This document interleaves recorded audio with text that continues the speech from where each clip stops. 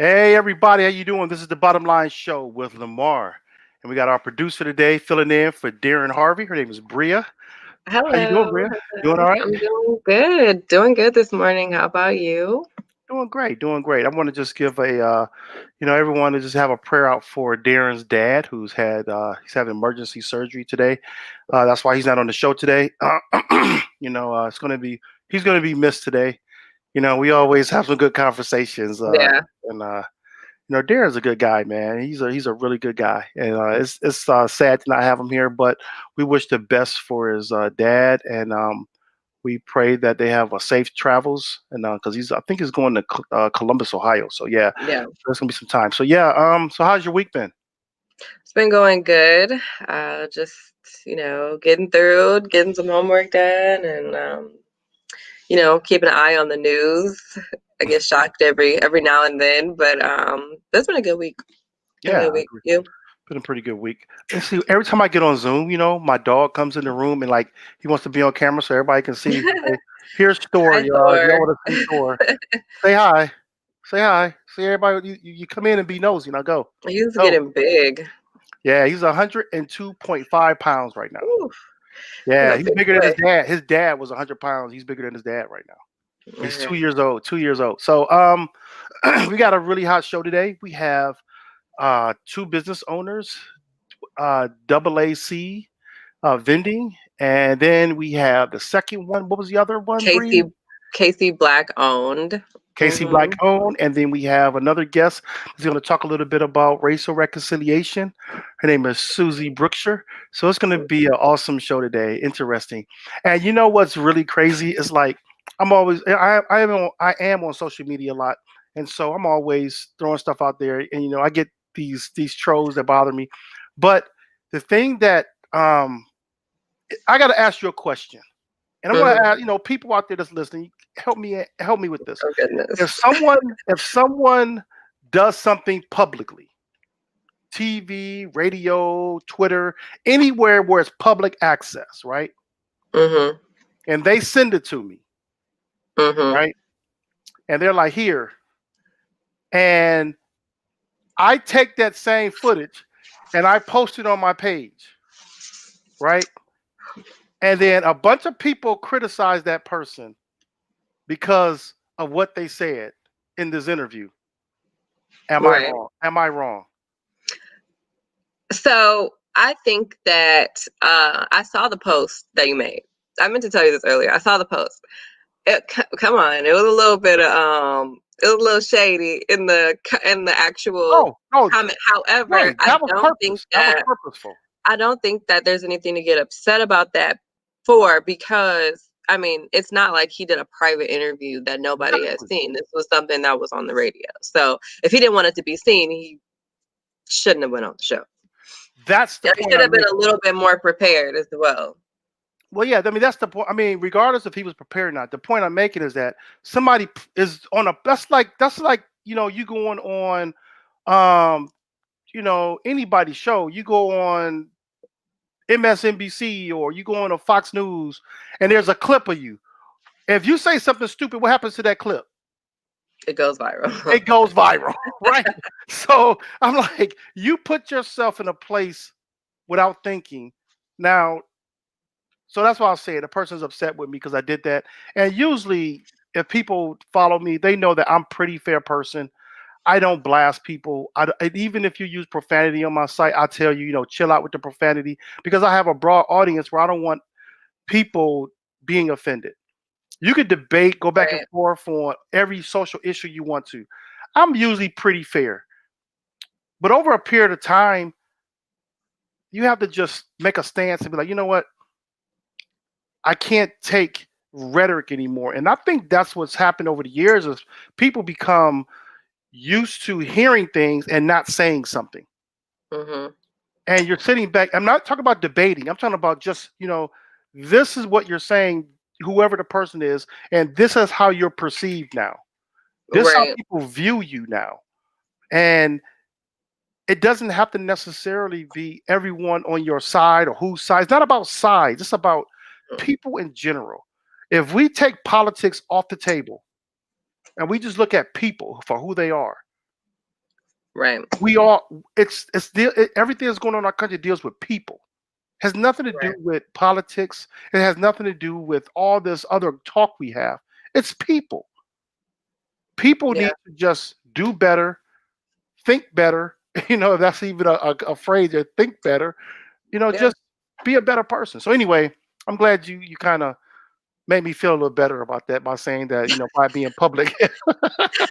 I got a I think he's conscience. more embarrassed than he is upset, is what I would say. He might not know it yet, but I think he is just more embarrassed. Yeah. Maybe him even looking back at that interview, he's realizing like, dang, that was not good. That was a bad interview. And he just shared it all over Facebook. So that's probably what's going through his mind. I don't think you did anything wrong. It wasn't a private conversation. Okay, good. So, That and if sounds you're gonna good. have if you're gonna have that mindset, even if you want to tell the people what you're referring to as far as the interview goes, the if you're gonna have a mindset of discrimination um, and you're just one-sided on it, you have to be prepared for the backlash that comes from that. Hmm. So it's really he's the one to blame. Okay. Yeah, because I get backlash a lot. If I say something on a topic and I'm the oddball basically on that conversation. I do. I Mhm. hold my own. I say, well, this is what I believe, but and then also if you correct me, I'm first to say, thanks for the correction.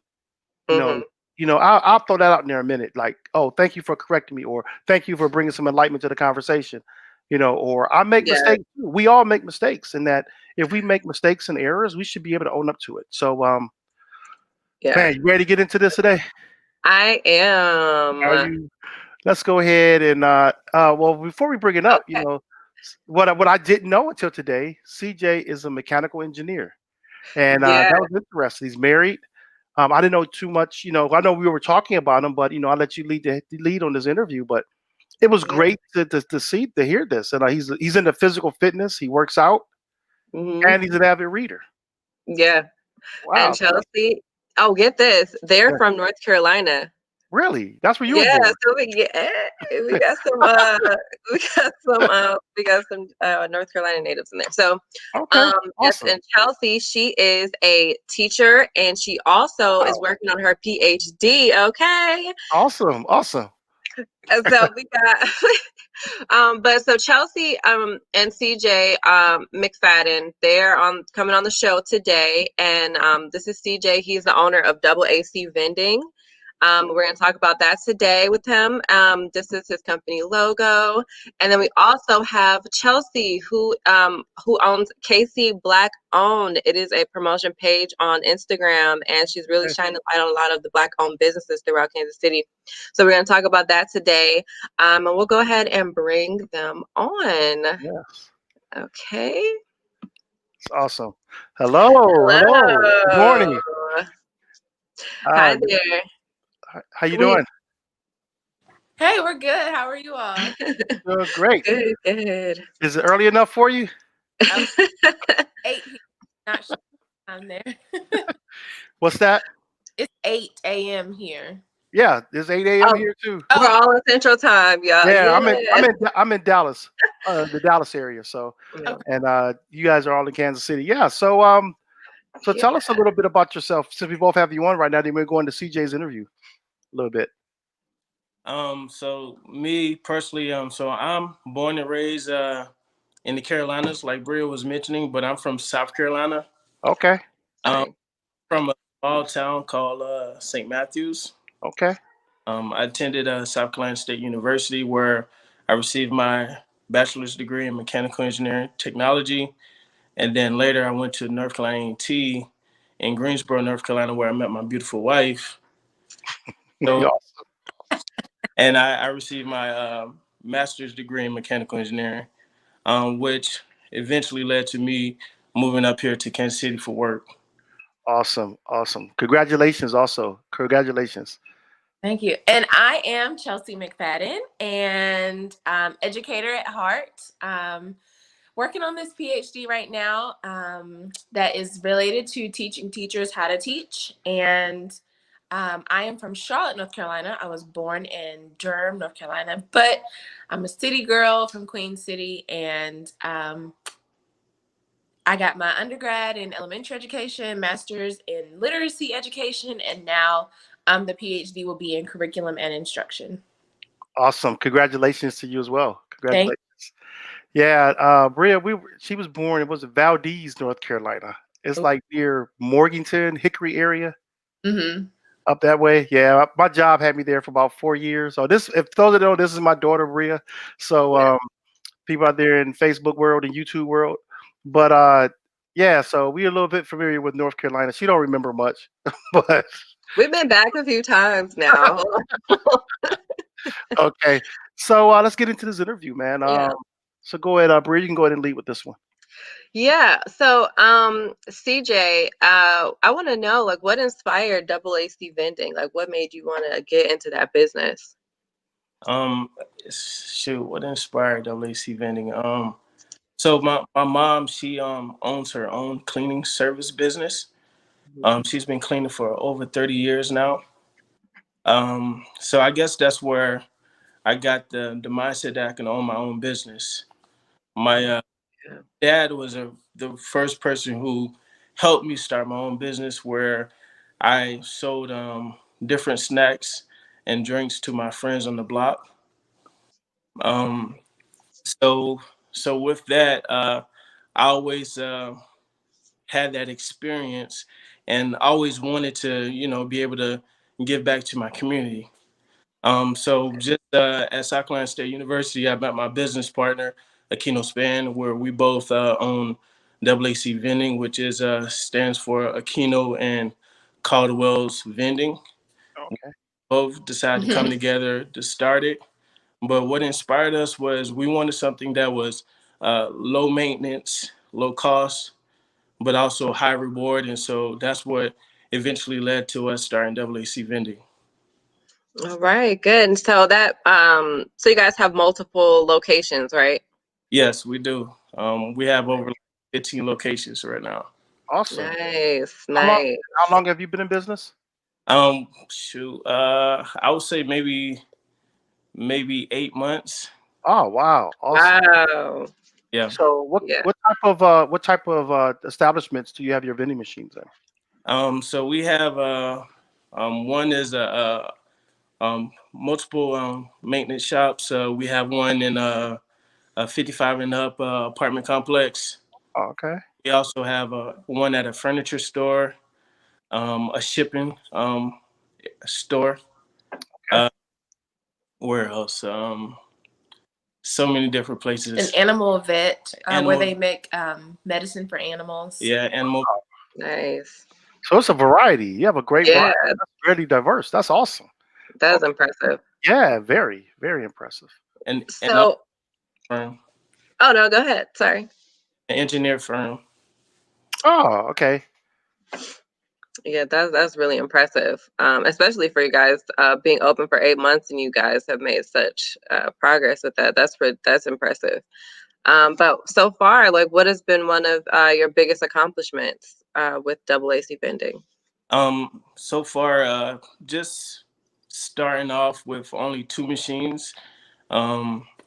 We had 2 machines for at least 3 to 4 months, and then eventually we went from 2 machines all the way up to 28 machines.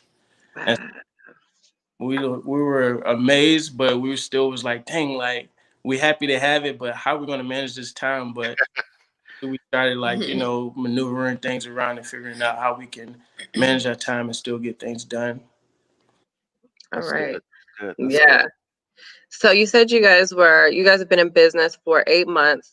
Did you find any obstacles dealing with COVID-19, like with having the business? Did it affect you at all? So it affected us negatively, but also positively.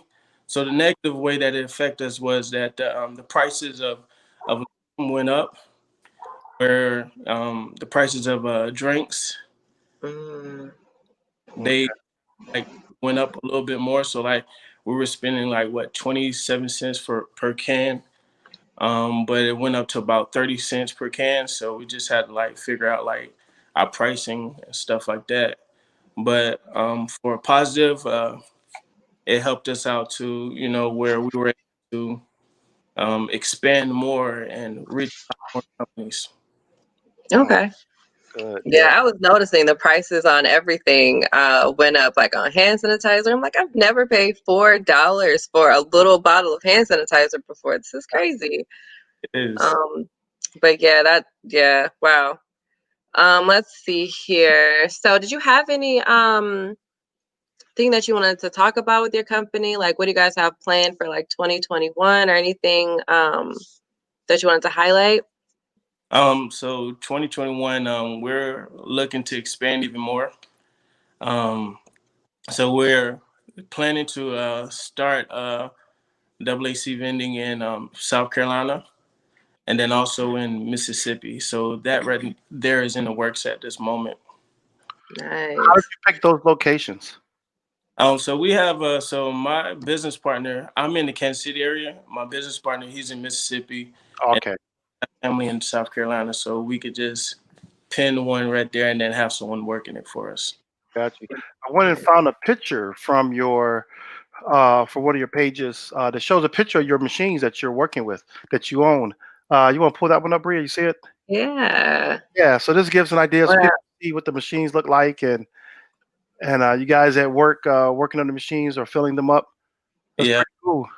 thank you. So is that a like? Do you get these from like a wholesale place, or like is this a place? Because I don't know too much about vending machines. So how do you go about selecting what type of machine you're going to use? Or are there the same machines for each location, or are there different type of machines for each location depending on the purpose? Yeah, it really depends on the purpose. We started off with those were that particular machine was my first machine that we started with. Okay. So we started off with that machine because through research we found out that it was easier to fix, Okay. and also if it was something that was so big that we couldn't fix, we can also get someone to come and fix it. Okay. Right. So does that something that you negotiate with the owner of the building or the property or the business that you have your machine in? Is that like a negotiation? You guys talk about what you're going to put in that particular location, or how does that go? Well, so basically, they just tells us to. They say that they have a need for vending, and then I kind of like fill out to see what kind of customers I have, and then they allow me to make that own judgment. But what I do is I make sure I talk to each customer to see what they want. So like, if it's a younger group, I make sure that we most of the time they want spicy, sweet, crunchy. Older group, they want, soft, low carbs, and less. Yeah. It makes me think he Wow. said the older group because I'm a honey bun guy. They're soft. That's where South come at though. Yeah. I like I have a whole new perspective on vending machines now because whenever I go into different buildings and I see vending machines, like I never actually make the connection that there's an individual company that owns these machines. Like these machines are separate from the business that I'm in, and so that gave me like a whole new perspective. I think that's really cool, and I think that was just like such a smart business idea because everybody uses vending machines. Right. So I thought that was. On top of that, just kind of being like the business admin on the side. Sometimes there's been different situations that Caldwell and Aquino have kind of interacted with. So sometimes they're reaching out to a business and saying, "Hey, we're AAC vending. We would like to know if you would, like a snack or beverage service in your loft area." And so, then they might respond back and say, "Okay, well, we want 10%." And then, you have to kind of figure out if that's a good fit for you. But then there's other businesses where it's like, "Hey, we need someone now. Fill the spot. We'll put you right here. Here's how long the contract's for." So it is varying because it's just something that I thought, before Caldwell and Aquino got into the business, that it was just assumed, you're a mechanic shop. You need this. But there are some businesses, they want to profit off of it, or some businesses, if you change the price too quick, too soon, customers get upset. So it's very you have to kind of figure out your way as you go. So every situation that they have encountered has been different, and they've had to kind of like think together to fix it each time. How Right. how much advance notice do you give your customers that you are raising the price of something? I would say you should give it at least either a month to maybe a month in advance, Okay, that's good. That's Mhm. good. just to prepare them. All right. So for someone who's looking to get into the vending machine business, like what is some words of advice you can give to those people? Do your research and know your customers. Like us, um, like I was saying earlier about like just communicate with the customers as much as possible because they pretty much would tell you what they want, and so you'll get an idea of like how to cater to them a lot better. I know like sometimes the problem that we come into is like one what for the first 3 to 4 months they might have this snack as their favorite snack, and then once the season change they have something else that they like in mind, and you have to either ask them or you got to figure it out. But Yeah. by just going to each person and talking to them, you'll be able to get an idea of what they want, and then you make sure you provide that need. Overall in your shops, overall in all your vending machines, what would be your number one product and your number one food product and your number one beverage? Um, Let me see. They love chips. Um, I would say one thing I noticed is the hot Cheetos are I number. hate hot Cheetos. Flaming hot The, Cheetos. What is hold up now? I just don't like Cheetos. Everybody loves Cheetos. yeah, but they also love the honey buns too. Mhm. Like the honey buns, they go so quick. Yeah, that's my Yeah. favorite. That's my favorite. So what's I your number remember. one beverage? What's your number one beverage? Oh yeah. It's either Coca-Cola, Coke, Yeah. also maybe a Sprite. Oh yeah. Okay. That's all right. When I was working in Cleveland, I was at this place. It was, I don't know if I should name drop. I was working at Vox Mobile in Cleveland, and they had multiple vending machines in the building. And I used to go like every vending machine because I used to like these snacks called kazoozles. I don't know if you ever heard of those kazoozles, and they're like candy with like this like kind of filling on the inside. I don't know what they're made out of. Probably something that shouldn't be going in my body. But they were like super good, and like it would be like one machine that would have that snack in it, and I would have to like make my rounds to see like which machine's gonna have it today. And I used to do that on my lunch break because I was like, oh, I gotta give me some kazoozles. So I wonder if I wonder if they kept them in there because I kept buying them up. I feel like I was the only one buying them. And But yeah. I know that the price of health conscious people, like people like health conscious type foods. How do you address that in your vending machines? And I know there's a price jump difference. So how do you handle that? I try to only put like only a few, Okay. too many, because most of the time, vending machine with snacks, a snack machine is mostly a cheat day. Mhm. So basically, you might forgot something at home that you didn't bring as a filler, and so you're going to use that as a cheat day to go in the vending machine and get you something that you really want and enjoy. So that's how I look at it. If I do have something healthy in it, it's probably about 3 to 4 items. But Okay. Mhm. That's good. That's good. That's good. Right. Wow. Yeah, that's a lot of research. I didn't realize how much research goes into on the vending machines. That's crazy. And now thinking, I don't know. It's like I will put things in the vending machine that I like, not thinking about what the other person likes. Dates. We're finding that when we go to our wholesale, or when he goes to the wholesale store to purchase these items, we're digging in the bag trying to find the latest expiration date, because March comes fast, then April comes fast. And so Yes. with honey buns and such, since that's the topic of the day, they go pretty fast, but you know, things such as like our Slim Jims, our trail mix, like it just kind of like Dingishes. Yeah. Yes. they I'm definitely one of those people. I dig to the back of the pile, the back of the bread, the back of the bagels, anything that we get. I'm going to the back of the pile to see which ones they put in today. Whoever has the latest, like that's very good idea. That's very smart. And even for the diet drinks, so like the diet drinks versus the ones that's not, they expire a lot quicker.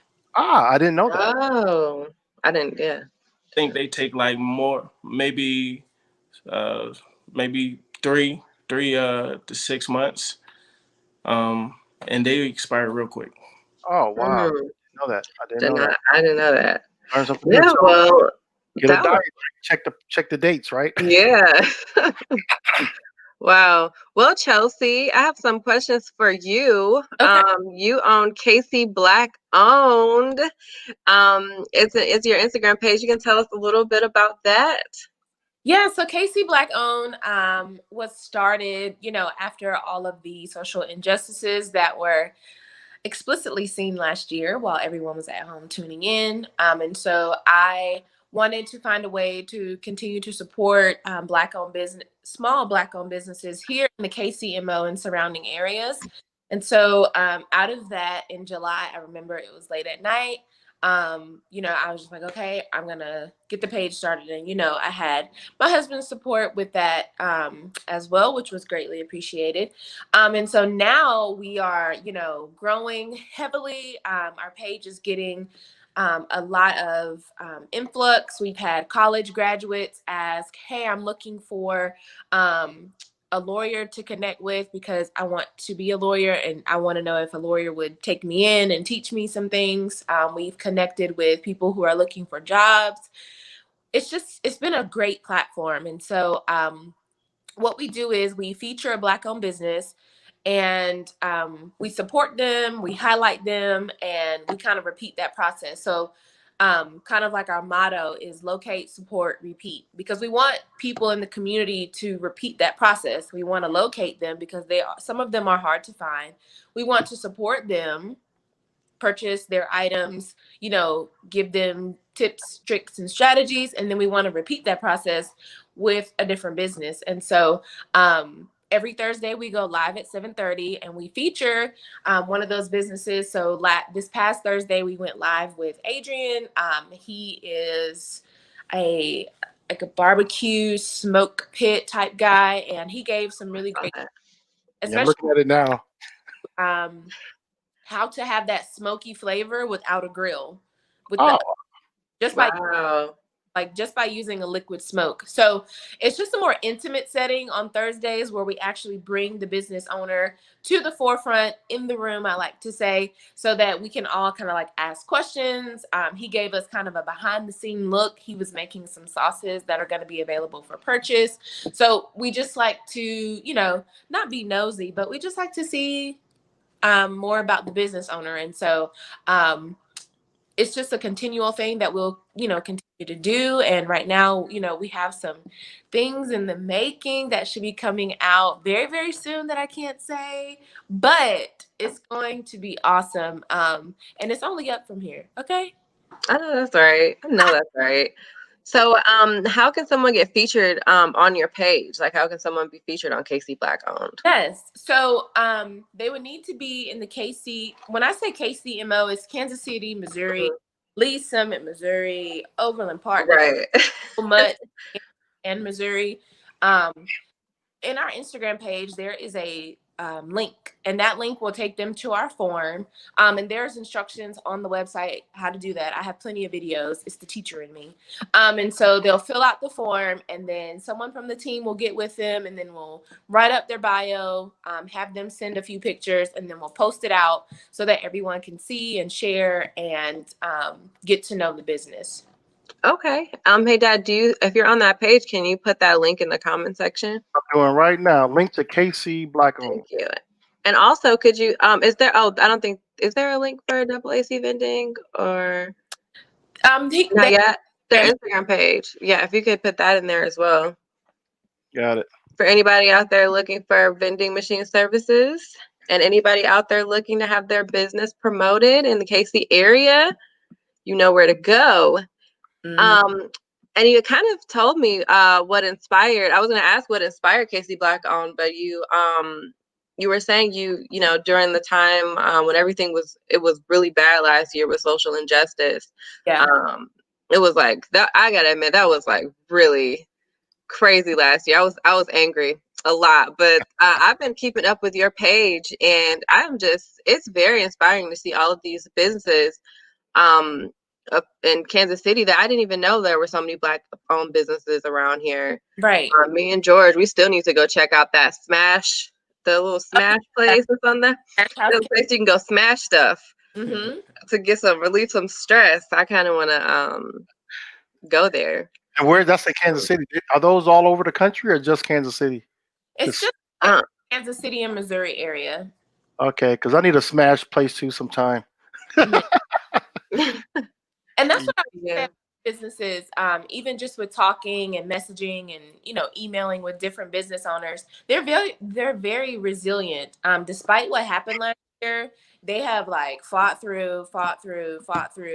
Unfortunately, some of them did have to close, but the others, they have found a way to make this work. Some of them have shortened their menu. Some of them have discontinued some items, but otherwise, they have really tried to continue their dream, continue their business so that it can still impact their community. Okay, nice. So do you see KC Black owned expanding beyond Kansas City and surrounding areas?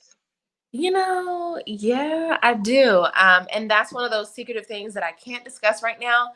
But we are going to be expanding and going to be offering a lot more services in the future, the very near future, for our businesses here.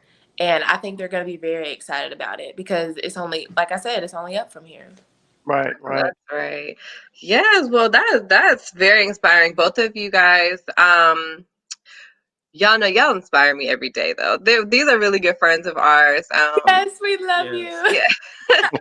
CJ works with Georgia. Can I say? They work together.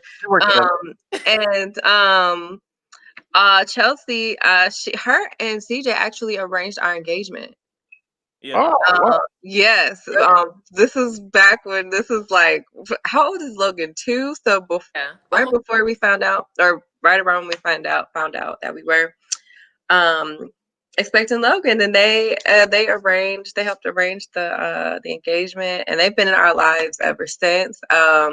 Logan loves Auntie Chelsea and Uncle CJ, and we've just been really blessed to have them in our lives as friends and family. And as you get older, you see your circle of friends getting smaller and smaller, and you see people that phase in and out of your life, and it's every so often you find people who you want to keep in your life.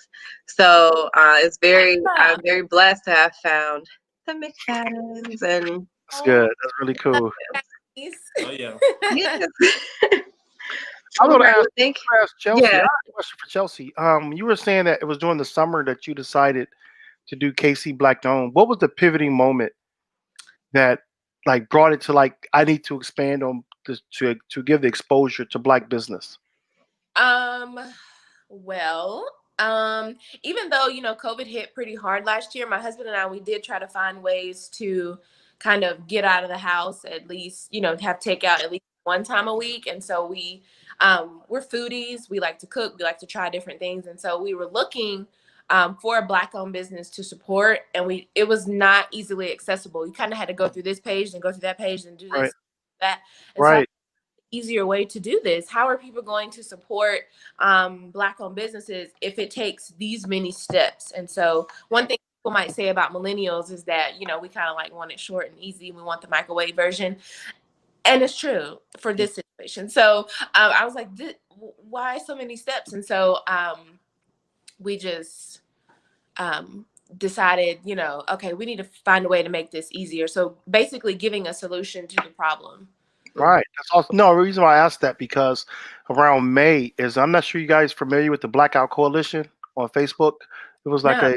the Blackout Coalition was the largest. I'm one of the admins on there. Mhm. That was one of the fastest growing Facebook group page in Facebook history. So, and on March, I think they started May 8th. By the time, are you familiar with Blackout Tuesday when it's the Blackout 2020? Okay, that was our group that put that together. So that hit like by the time that started, we were at 1.5 million people, and that happened in a matter of from May to July 7th. So we've been pushing it because from that point we started pushing the black business, and so it started on the 7th. We was going to black out, just do black businesses that day. We're actually not shop anywhere unless it was a black business Right. because we wanted to give that exposure. And then after the July 7th, we went to 1.8 million. From that point, Facebook started shutting us, like putting filters on us basically. And we were growing because there were so many companies before the 7th hit. It was a point where you had like political organizations and companies saying we were a national threat to security. It was that bad. Yeah. I mean, it was really bad. So that just make your fire stronger. So now it's like any date with the 7th, the 17th, the 27th, you black out. So, and I experienced the same thing you said about finding a business. Mhm. We would go out every weekend and I would drive like 50 miles, Yeah, we you drove. know, find a business. And one thing that really struck like my nerve really bad was that I was looking for a black farmers market. Mhm. And if you notice that there's not a lot of black farmers in the country. So that's something, if you can find some black farmers, put them on your page that's in Missouri, that tri-state area or something that people will know that what you need, or that city area you were talking about. But being a farmer is what we need to for vegetables, because you don't have farmer markets a lot of times in the communities that you need them in, especially for black communities. So Right. we found one. I went through all these pages, like you said, you had to hop over this this brick, and then you got to go to this page and this link, and we finally found a black owned business in Dallas, a farmer. I drove over an hour to this farmer's market. I saw this lady come out. This black lady came out with my bag of groceries. It was COVID, so I couldn't go in. And I was so happy. I said, "Oh, I've been looking everywhere for a black farmer, and I just wanted to support." She said, "Oh no, this is not black owned. This is a white guy owned this. And it's like in the middle of the hood, like right in the middle of this area, this poor community." And she was saying what it is. He is great to the community. Like, he would give cars to people who can't. He'll buy them cars for people who don't have cars and have families and need to get from one place to the other. And he supports the community. But the perception was it was a black owned farm, and it wasn't. And so it really bothered me because I had to jump hoops to find this one spot, Mhm. and it was fraudulent in the sense of what it was labeled as on face on it was just links, just different links saying the black owned farm. So what you're doing is important because it does give promotion to these businesses. Mhm. And people ask, why do you need to say black owned? Because sometimes we try to find businesses of like us so we can circulate our dollars. And that's Yeah. that people don't realize, that we don't circulate our dollars with our own people. I don't want to just use black community because people think black community is always a poor neighborhood. The black community is black people across the country. So Mhm. we don't circulate our dollars. It lasts in our hands less than 8 hours in our community. When you look at the Jewish community circulates theirs, it lasts a lot longer. You know, white communities, it lasts a lot longer. It will circulate in their community before it goes to anyone else's hand, which builds that community up. Hispanics is right above us, but it just shows that people will go to their own people because they know exactly what they're looking for. And I would say for the black community, one of the biggest products that we can't find is hair products.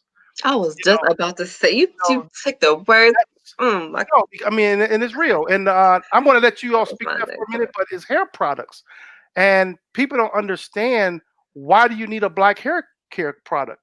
Well, again, the circulating the dollars. If you think about when you go get women get their hair products, they go to an Asian store to get their products because they monopolize the market. Yes. So where does that money go? The money goes back into their communities, which is not a hit against them. They were smart. They Mhm. went to where the business was at. So those are the things that from a Mm. um nationwide perspective, they don't understand. And so when we say black owned, it's not that we want to just say keep it to ourselves. We want you to know that these where the products are and everything that we have created in the marketplace has been taken. So if Mhm. you think barbecue places were black owned places back in the day, actually before you all were probably born, that's the only place you can get barbecue was at a black owned barbecue spot. And you look at chicken wings. Chicken wings was something that black people ate really, was a like their meal until over the years it became now this broad delicacy all over the country, but it's mainly white owned. Yeah, Every generally barbecue, want flats. yeah, Yeah. right. So these are things that they took that we did and they put a brand to it, which was smart. So now when we say we want black owned, it's like we're now in a position in this 2021 that we can actually market our products, Right. pay for television advertisement, radio advertisement. We have the network now to where if we can't get it from mainstream, we have our own outlets. Our show is our own outlet to talk about our stuff Yeah. if we choose to. So Well, those are so talking about the hair thing. I would like for ladies to talk about just real briefly um, because I talked a while there, but I had to get that out because it was no, important. yeah, you're right. You absolutely, you had some really good points there. No, I completely agree with you with that. I've been looking for a black on hair store here in Kansas City for a while. Every time, and when I type in Google when I first moved here, I know I have one now in Lee Summit that I go to frequently. Like that's the only one I go to. Um, but when I first moved here, when I put in beauty supply store or hair supply store, I had to like put like for black hair, like natural hair products, because Sally's kept coming up. Yeah. And then you go to like um the hair store, and no, I'm gonna say when I first moved here, I went to the State Beauty Supply store. I didn't realize that that was the store for professional cosmetologists. I went into the store. I'm like, well, do you guys have this or do you guys have that? And I'm like, this looks really like I don't. This looks different from any hair store I've been to. And they were like, well, can you show me your cosmetologist license? And I'm just like, my what? And that is that you're right. Like there were a lot of hoops I had to jump through just to find um a beauty supply store. So like what's been your experience, Chelsea? No, it was the same. And so, where we lived, Sally's was like very, very near and dear. And then I just was kind of like driving around and I was like, let me see what this is, because the place where I went, and now I need to check to see if it's black owned. They have like a black worker. I know what you're talking about. I know uh, exactly what you're It's talking about. always there. It's nobody else, but I've never seen the owner. So, but the name was not a usual name. So, um, it's interesting. So I have to do some research. Do you ever Oh yeah, go ahead. Sorry.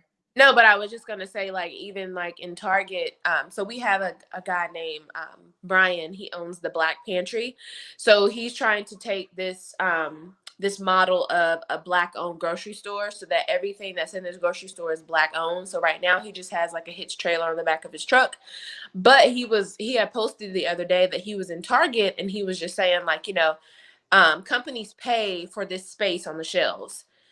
If you see a company that's kind of like down at the bottom, it's not to say that they're not good.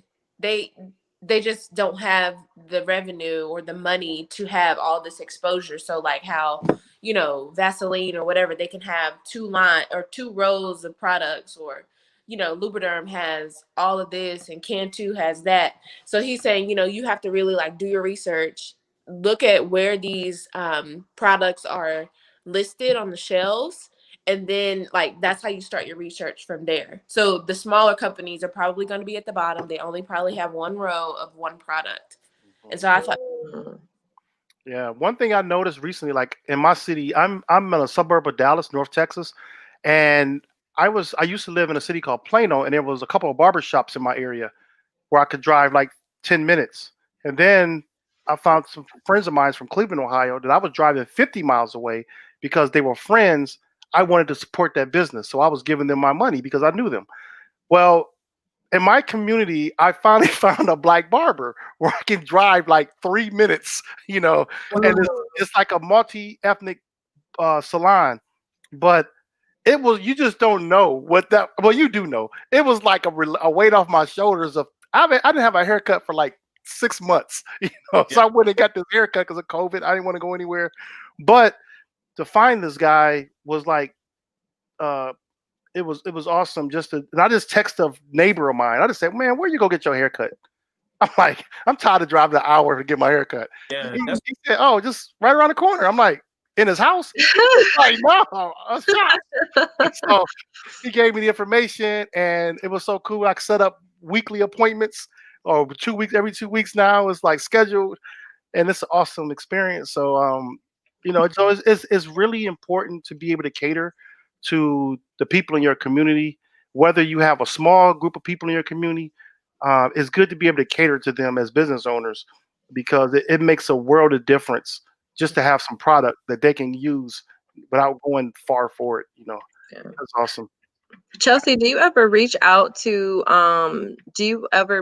companies to ask them if you can promote them on your page? So, I'll send a message and I'll say, hey, we love your Black owned business. We would love to feature you. Please fill out the quick link in our bio.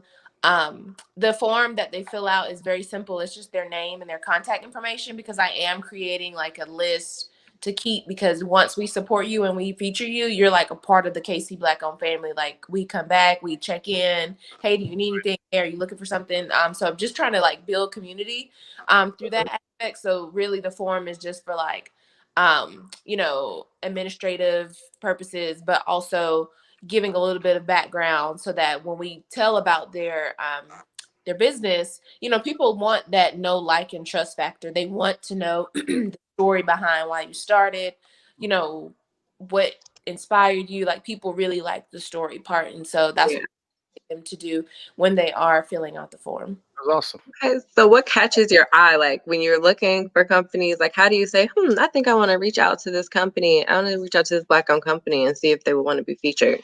Yeah. So, unfortunately, at this time, we don't do hobbies. We are looking for businesses that have an LLC. And so just for legal purposes. And I really just sometimes I ask, our followers like, hey, who should we feature this week or who should we feature this year? And they will tag businesses that I didn't hear about or I may have missed. And then I just go from there. But really, it's just, do you have an LLC? Is it Black owned? I look through their pictures. Um, and then I just kind of ask. It's a very simple moment where I kind of like fall in love. I'm like, oh my God, yay, I want to feature you. And so I send a message. All right. Mhm. Cool. We want to just thank you all for coming on our show. Yeah. It's been Thank you for awesome. having us. Yeah, Thank it was awesome. you. This was great. And we do the same thing. We will follow up with you and see how your business is going. Okay. And whatever you want to, and even if you have some highlights, just let us know and we can bring you on for a brief interview. Or we're going to be start doing some more during the week interviews where it may be like a short 15-minute one-on-one and just something during the middle of the week just to keep content on our pages. Yeah. But we would love to have you back. And again, congratulations on everything that you're doing. And we're so proud of you all. Thank you. So when that stuff happens that you can't talk about right now, you let us know. Come back on the show so we can let the viewers know what's going on with KC Black owned and AAC vending. We will. we will. Thank you. Thank you. Thank you. Thank See you you. again. Oh man, that was incredible. And Yeah, it's that was so great. great. So great to see people that are really accomplishing big things. And you love to see that as a team, a husband and wife team that are Yeah. doing this. And when you come back to we're talking about with the Black community, there's a lot of I guess a lot of rebuilding we need to do amongst ourselves as people. And to see this husband and wife as a team more so than you see, you know, a stereotype, a guy and a girl together and they're staying together. You see this family unit. And Yeah. so I like that you want to continue to promote that and let people see that this is what these are some of the things that you don't hear about in the Black communities. So Their business, they remember I was telling you earlier, CJ said their business is supporting each other. yeah, that was dope. I think like that. is such a good, that is a mood, right? That's like Yeah. a t-shirt slogan thing. When we're in public together, me and George should get some t-shirts that say that, but yeah, I think that's really inspirational. They inspire me every day. Yeah. It's very good to have them in my life. So our next guest, we're going to have, her name is Susie Berkshire. And so before you bring her up, I want to give some context to this conversation. So I was on Facebook and I asked this question, and you want to bring that up for me? Yes. And it was directed toward the white community, and it wasn't a jab or a stab. And it was around the time of the inauguration, and there were conversation with Kamala being a vice president, and excuse me, Kamala. I'm sorry, Kamala.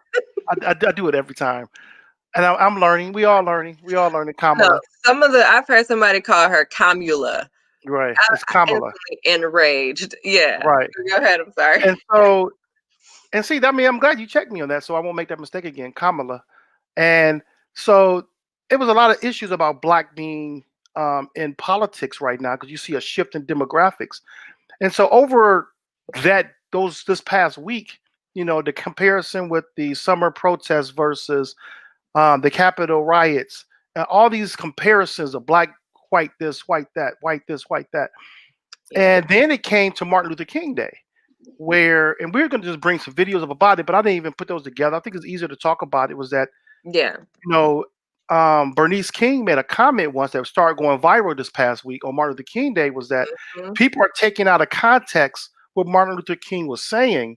It was majority of the white community taking out of context what he's saying and putting it to their perspective. Yep. And the argument was, what difference would it make? Or this is Martin Luther King, we all should support. No, it's not just that, support him, yeah, but don't use a quote out of context. Right. And it's from her perspective, which is a perspective I probably can understand better than a person arguing the point. So I went on her page and I said, help me understand the reason why some people want to debate the factual truth from a Black person's perspective. And everyone has their truth. Every ethnic background you have your truth of how you live, what affects you, what doesn't affect you, that other people don't see. But it seems like our perspective is contested all the time. And this summer with the actually I would go back with Colin Kaepernick, mentioned about police brutality, and then now some years later George Floyd happened. But between those two periods, it was contested about our perspective about police brutality. It was contested. And it goes deeper than what you see in the street of police brutality. It could just be how you're sentenced. It could just be how you're handled going to the police department, to the police station. It could just be as simple as getting pulled over. All that. It could be just as simple as getting pulled over, just walking down the street in a neighborhood that you don't look like you fit into. Yeah. It could be very simple. It's the simple fact of, are you given the benefit of the doubt or not? Did you see American Skin? I did not. I've been saying this for a while. You have. Watch stuff like that because I feel like it shouldn't be black people should not be obligated to watch things like that. I feel because we experience it every day. I've been saying this for a while. Like I don't do Black trauma films or documentaries. I just don't. Yeah. But that's just me. I watched it because I knew it was coming out, and we actually showed a preview about it when our show first started. And the movie was incredible because it gave an inside look almost of perspectives of how people view things. Yeah. And I don't want to give the movie away, but even the media perception of how it's portrayed. And it is something that's been going on forever. But I think a lot of times things come to the forefront over the last 4 to 5 years where social media videos have been really pushed to the forefront. And it seems like it's almost these experiences are new all of a sudden. That's what it looks like because now we can actually see it. Before it was hearsay. This is what happened. It was hearsay. Now you're actually seeing it. Before. I think we saw it before, but I think that what we were seeing were pictures and maybe videos that were like on the news or like put out by big media outlets. You weren't Exactly. seeing videos taken on someone's camera in their face in front of them. You know what I'm In saying? the Like moment. we're It was seeing in the right, moment. In the moment. exactly. We Yeah. are seeing more in the moment shots of that kind of these events, and it is triggering. I think people are starting to realize again, like, um, like this is still a problem. Yeah. Whereas before it was like, oh, that was forever ago. There was this article where they were talking about how a lot of times the media will put things like Martin Luther King, the marches during the civil rights movement, things like that, would put it in black and white to make you think that it was further far farther back in history than it really is. Yeah. Yeah. There are actually in color pictures of Yeah. those Yeah. things happening. So, they do that to make you feel, like we've moved far past it when really, like, my grandparents lived through it. You Yeah. were, like, I always bring this up, you were born the year Anita Simone, not, is it Anita? Whoa. Nina Simone. Nina Simone, whoa. I'm about Miss Anita, No, that's one of my where singers. she can get. But when that song "Strange Fruit" was released, that was Yeah. actually the year you were born. So Yeah. we're not talking about ages ago. Like I mean, we're really right. talking about just a matter of a few decades. And you I think about always it. like to bring that up. And think about it. Martin Luther King, um, even the Civil Rights Act came out in 1963. With 1964 was 6 years before I was born. 5 years Right. before I was born. It was 63, I think it was. It was 6 years before I was born. And so Martin Yeah. Luther King died at 67. You know what I'm saying? Yeah. You Right. can't tell someone to forget something that they lived through. Is the Yeah. thing. And My yeah. it's one of the things I mentioned before on the show in the past was that if you think about it, if the Civil Rights Act was passed in 63, in the 60s, the people in the 70s had to learn how to navigate Hmm. this new freedom. And change. Yep. So that's the 70s. And then you go into the 80s, you're still learning that. My generation was more so like, okay, we have this, we didn't experience this, but we know it was there, but we can move a little freer. Then your generation comes along with like, we're not taking this no more, Right. and then this But newer also, generation is even more resistant. right. What I'm really liking now is seeing how many of these kids are putting their parents out there Yeah. uh, for their, Oh, and I'm for going to bring being that up. racist and stuff. I'm going to bring that up in the video with Susie and get her opinion about that. Okay, Let's yeah, go ahead and bring her up now. yeah. All right, this is Miss Susie Brookshire, and Sorry, my bad. Go ahead. I'm the producer. You got to let me do my thing. Right. It's okay. So bring her Hello, up. I will bring her in here. Sorry about that. Hi, Susie. Your Oh, mic.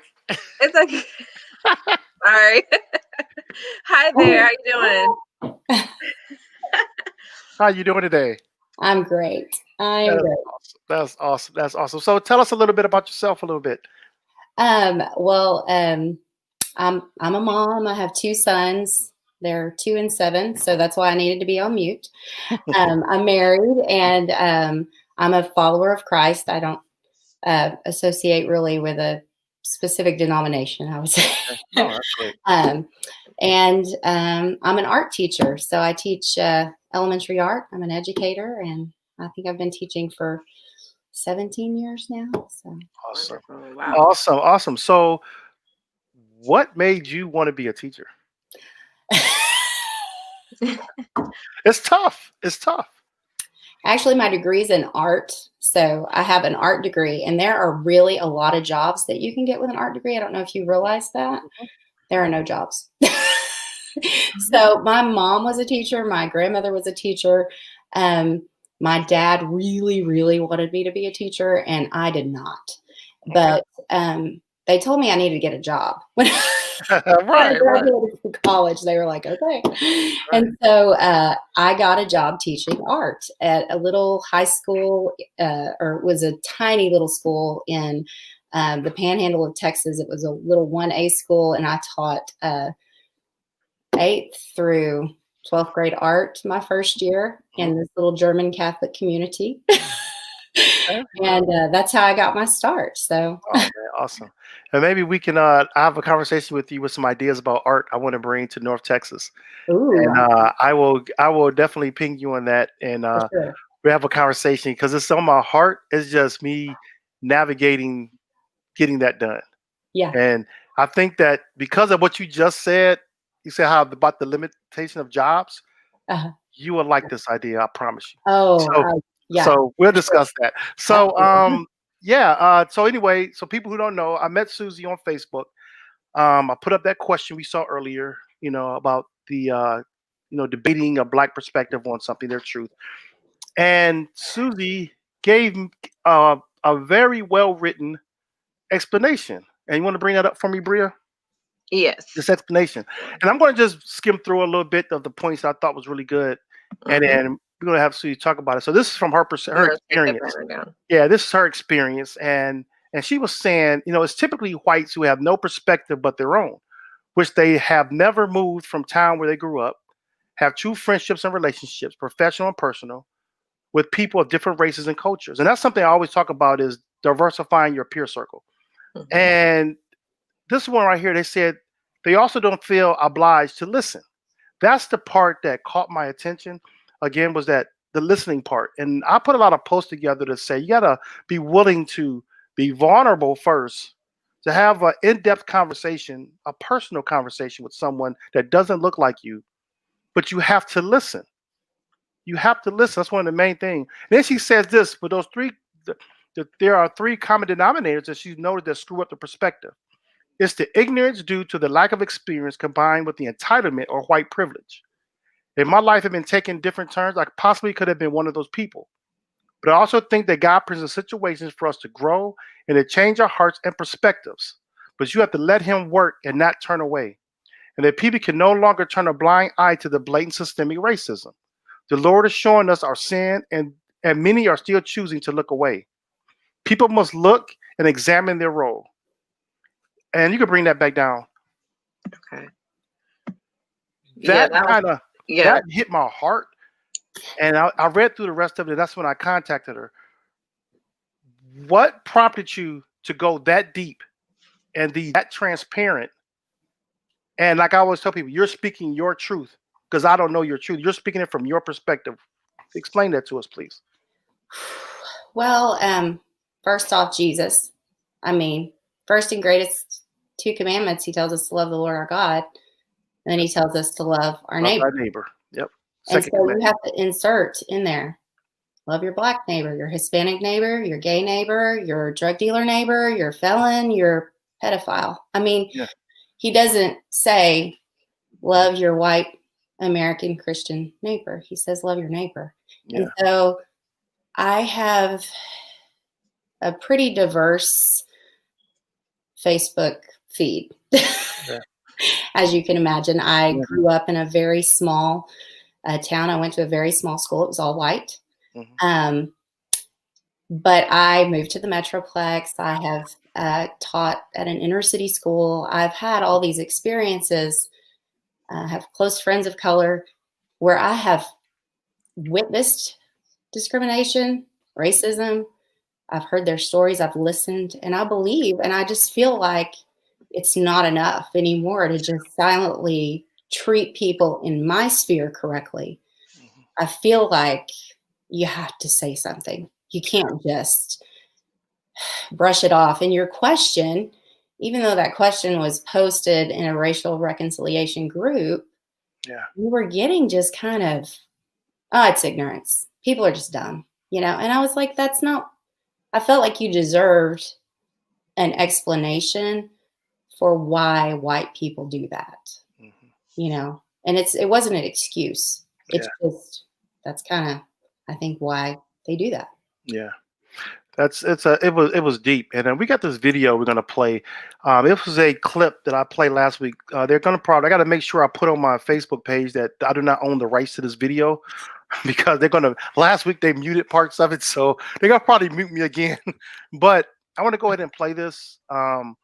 It's a short clip of a white nationalist telling how to change the race conversation when it becomes like a heated discussion, and what a white person can do in that situation. Go ahead and play that, Bria. All right. We're all a part of this, and if something hurts other people, then we have to figure out a way to change the system so that we're all included and that we can all work forward there. And you have to be the voice in the room doing that, because it doesn't just happen. The status quo is not going to lead us there.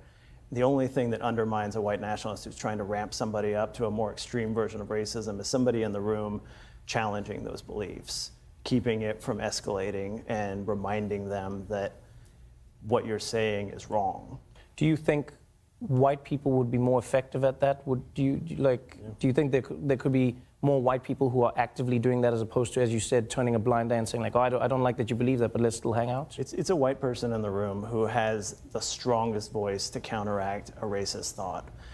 We were aware of that as white nationalists. We were explicitly aware that if you're talking to somebody and you're trying to get them to go from those Mexicans, or maybe the south side of Chicago is a problem, and get them to escalate into it's about race, we Right. need to be going.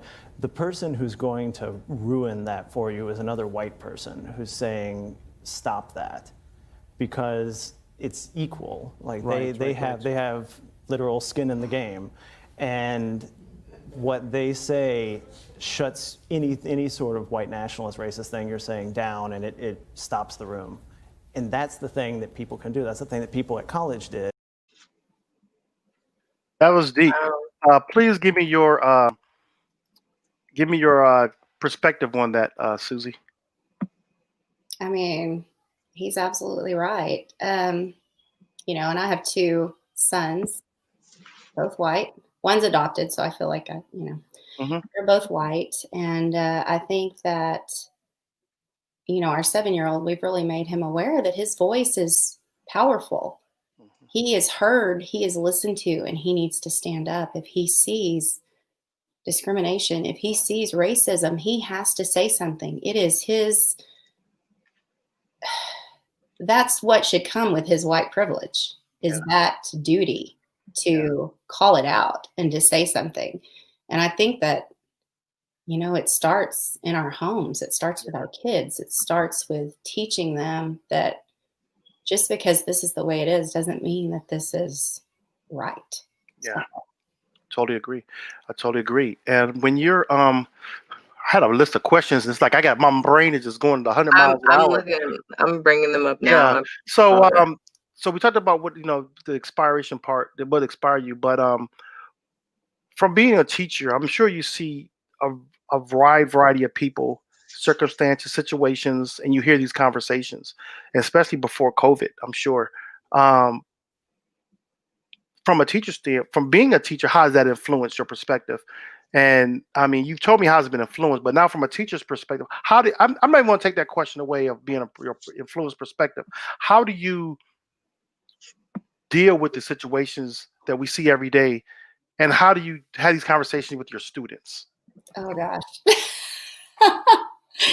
Well, like a ton of examples are just running through my brain. I've got to, this happened just the other day, and we're weaving right now. Do y'all know what weaving is?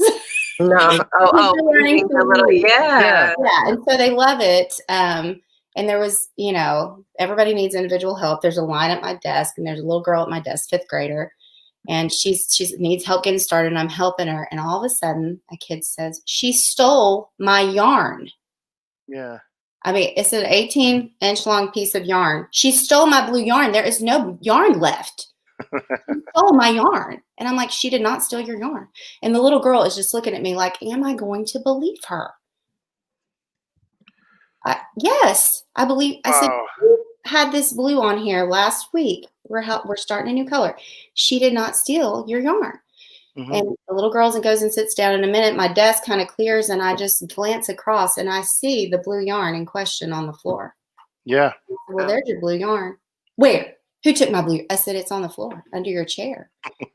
And I said, well, you know what? I think y'all owe her, and I don't want to say her name. I said, yeah. Don't owe her, and y'all owe her an apology for accusing her, for falsely accusing her. Right. of taking something that she didn't. And so, Right. you know, I mean, stuff like that comes up, but more often than not, oh, hey, mommy. Hello. Hi. Oh, yeah. Hey. Hi. Oh my goodness. Oh my goodness. He's so cute. Wow, Hi. where's Daddy? Duck. You're stuck. Okay, I'm gonna get you Hi. back. Oh my goodness. He's adorable. Back to that question. You know, February is coming up. It's one of my favorite months because it's Black History Month. And I always get really excited to introduce new artists of color to my students. And, you know, I started kind of doing that a few years ago. And I usually feature an artist kind of every week, and we'll watch a video and look at some of their art and discuss it. But I had a kid, this will stick in my head forever. And he said, well, that's just not fair. We should have a White History Month. And I just looked at him and I said, we don't need a White History Month because it's all white history. I was like, it's all white history. And it's all white artists. White male are who are famed and acclaimed. We hardly ever, I mean, there are just a handful of really famous artists of color, you know, that you can find books on, that you can find videos, information. It's just not. And I was like, and that's why we have Black History Month. Yeah. And he just kept pushing it. And finally I just said, what you're saying is really racist. Yeah. And, you know, kids hate that word. Yeah. Yeah. They're like, oh my God. You know, they don't want their peers to think that they are racist. Yeah. And we didn't have to have time for a conversation about Right. religion. But, you know, I was introducing the artist Jacob Lawrence. I don't know if you're familiar with him. He's, you know, pretty well known, but he has a series called The Migration of the American Negro, and it's about the migration of Blacks in the South to the North for better education. It's just facts. I mean, it's just painting, you know, his history. And so we would look at there was one painting in particular. Here's what I found. That happens to me all the time. I'm a hot mess. No, it's Google listening to everything. I'm not saying anything I shouldn't.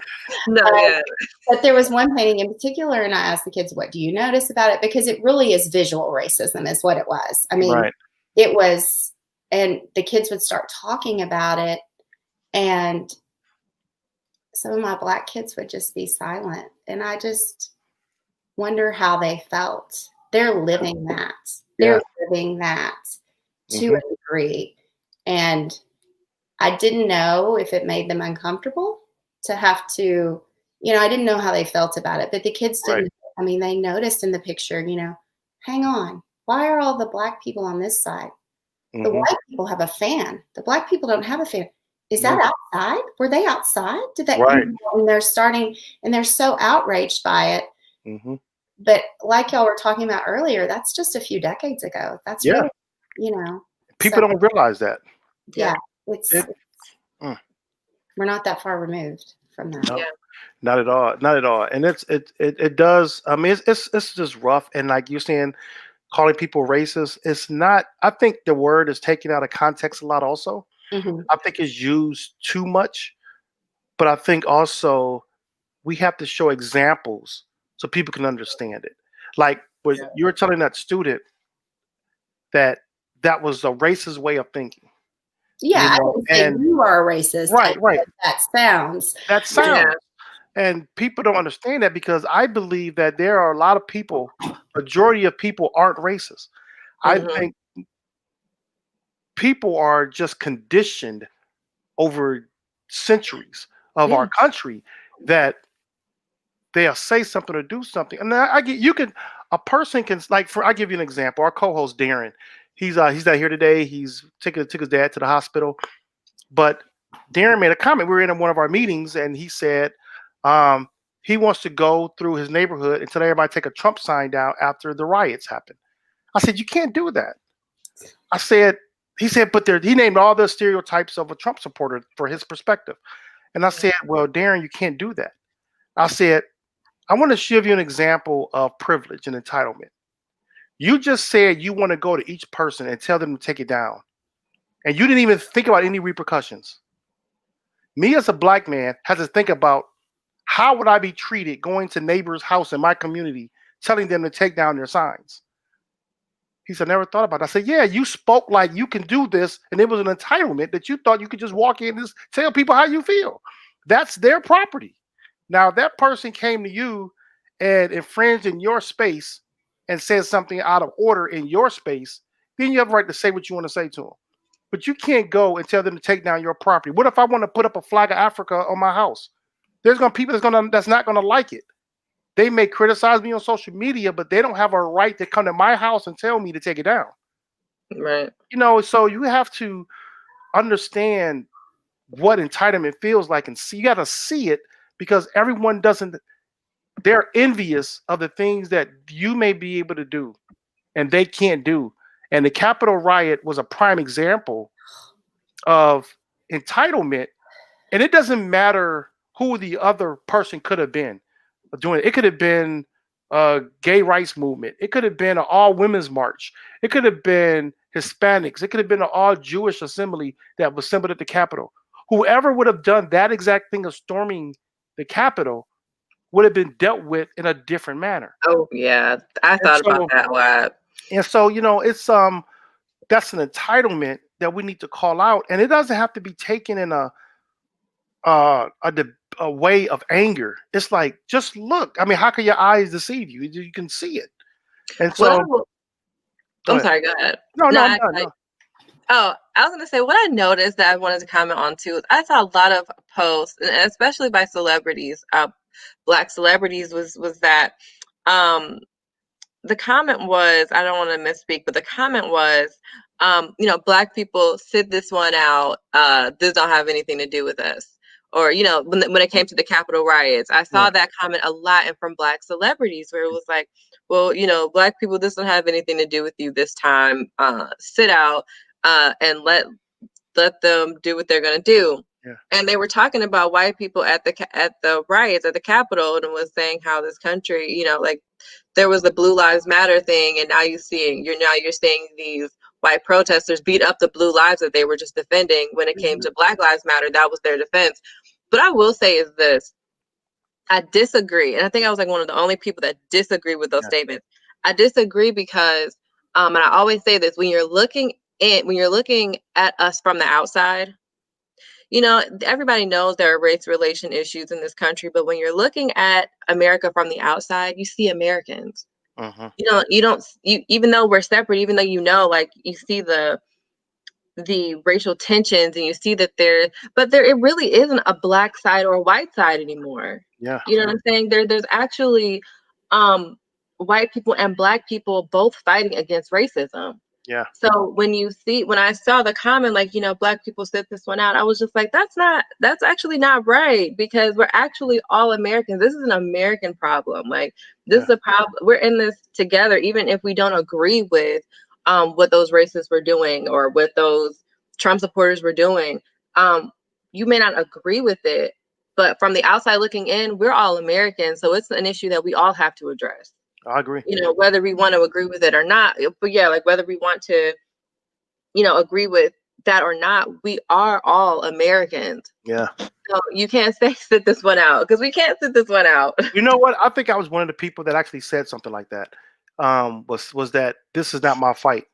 And it actually is also my fight, but I said it's not my fight because it was like sitting back and watching it with a perception of how are they going to justify this one? Yeah. That's how I took it. You know, when I said this is not my fight, because now, and I watched it through the different court cases, because I see all these house arrests. You know, people are getting arrested and they're put on house arrest. And I actually was kind of like, man, how can someone who is like tried to really overthrow our government process be on house arrest? I would still consider you a threat, because you can still maneuver from your house. So that bothered me. So anyway, getting back to Susie here, we'll go all the way on that one. But how do you have a conversation in this day and age with someone who disagrees with you. You present your facts, your position, your perspective, and most likely it's going to be another white person that's going to debate with you on that conversation. And as the video said, you will be the person that could shut down that argument. But you're always going to have that one person that want to continue to press. How do you deal with that? And I'm not sure if you had to yet, but how have you dealt with that? And are you prepared to deal with that? I'm such a wimp. I'm so non-confrontational. But I do think ask questions first. I like to ask people questions first. Why do you feel that way? What has happened to you in your life that has made you feel that way? I think that's just a good jumping off point, is to listen to people first. Even if you completely disagree with their perspective, listen to what they have to say. Because I think that's the only way you can change somebody's perspective. If you're just preaching to them and they have when you use that word perspective, I was like, that's everything. They have no perspective. Maybe they have never had a good friend of color. Maybe they have never even, no one's been in their sphere. So why do they, just seeking to find out why they feel that way, listening to their perspective and then sharing yours, I think is maybe the most civil way to have that type of conversation, because I don't think arguing, arguing on social media solves It's not worth it. any problems. I agree. I agree. I agree. I've been there. I had to shut my Facebook down for like a whole month. I had to give myself a break because I was like, Bria, this isn't helping you in any way. This isn't benefiting your life in any way, having these conversations online like this. Right. Apparently, my husband had a debate with a family member under one of my posts. Yeah. It all happened. It was right after, or pretty soon after George Floyd. And it was all while I was asleep. And when I woke up, he deleted it all. Oh, wow. He told me about it. And I was like, oh my goodness, Yeah. I'm like, don't engage with your family like that. Right. Yeah. But it's tough. This last, I say 4 years has been tough with families. On not just race, but just from the political side of everything. There were families that have been divided. And I look at it, I always use this term that God is exposing everyone's character, even mine. He exposes everyone. And so, as I sit back and watch these last 4 years, I've watched people be exposed.